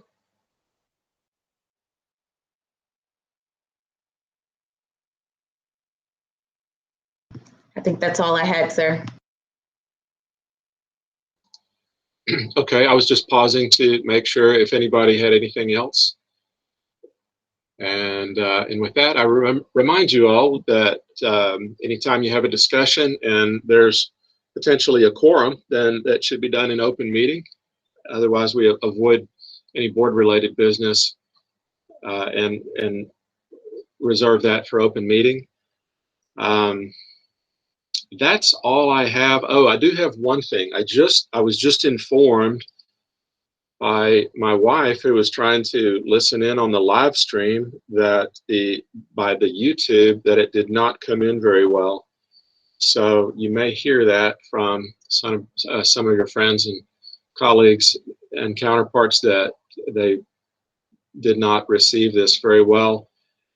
If you hear otherwise, I'm interested, and I know that Nikel will certainly be interested in hearing how this came through. With that, folks, that takes us to item 33, which is adjournment, and I would entertain a motion to adjourn. Todd so moves. Walker, second. Todd made a motion to adjourn the meeting. Wofford seconded. Is there any opposition or discussion? All in favor signify by saying aye. Aye. Good to see everyone. Opposed, nay. Motion carries to adjourn. I so appreciate all of you, and I look forward to our next meeting.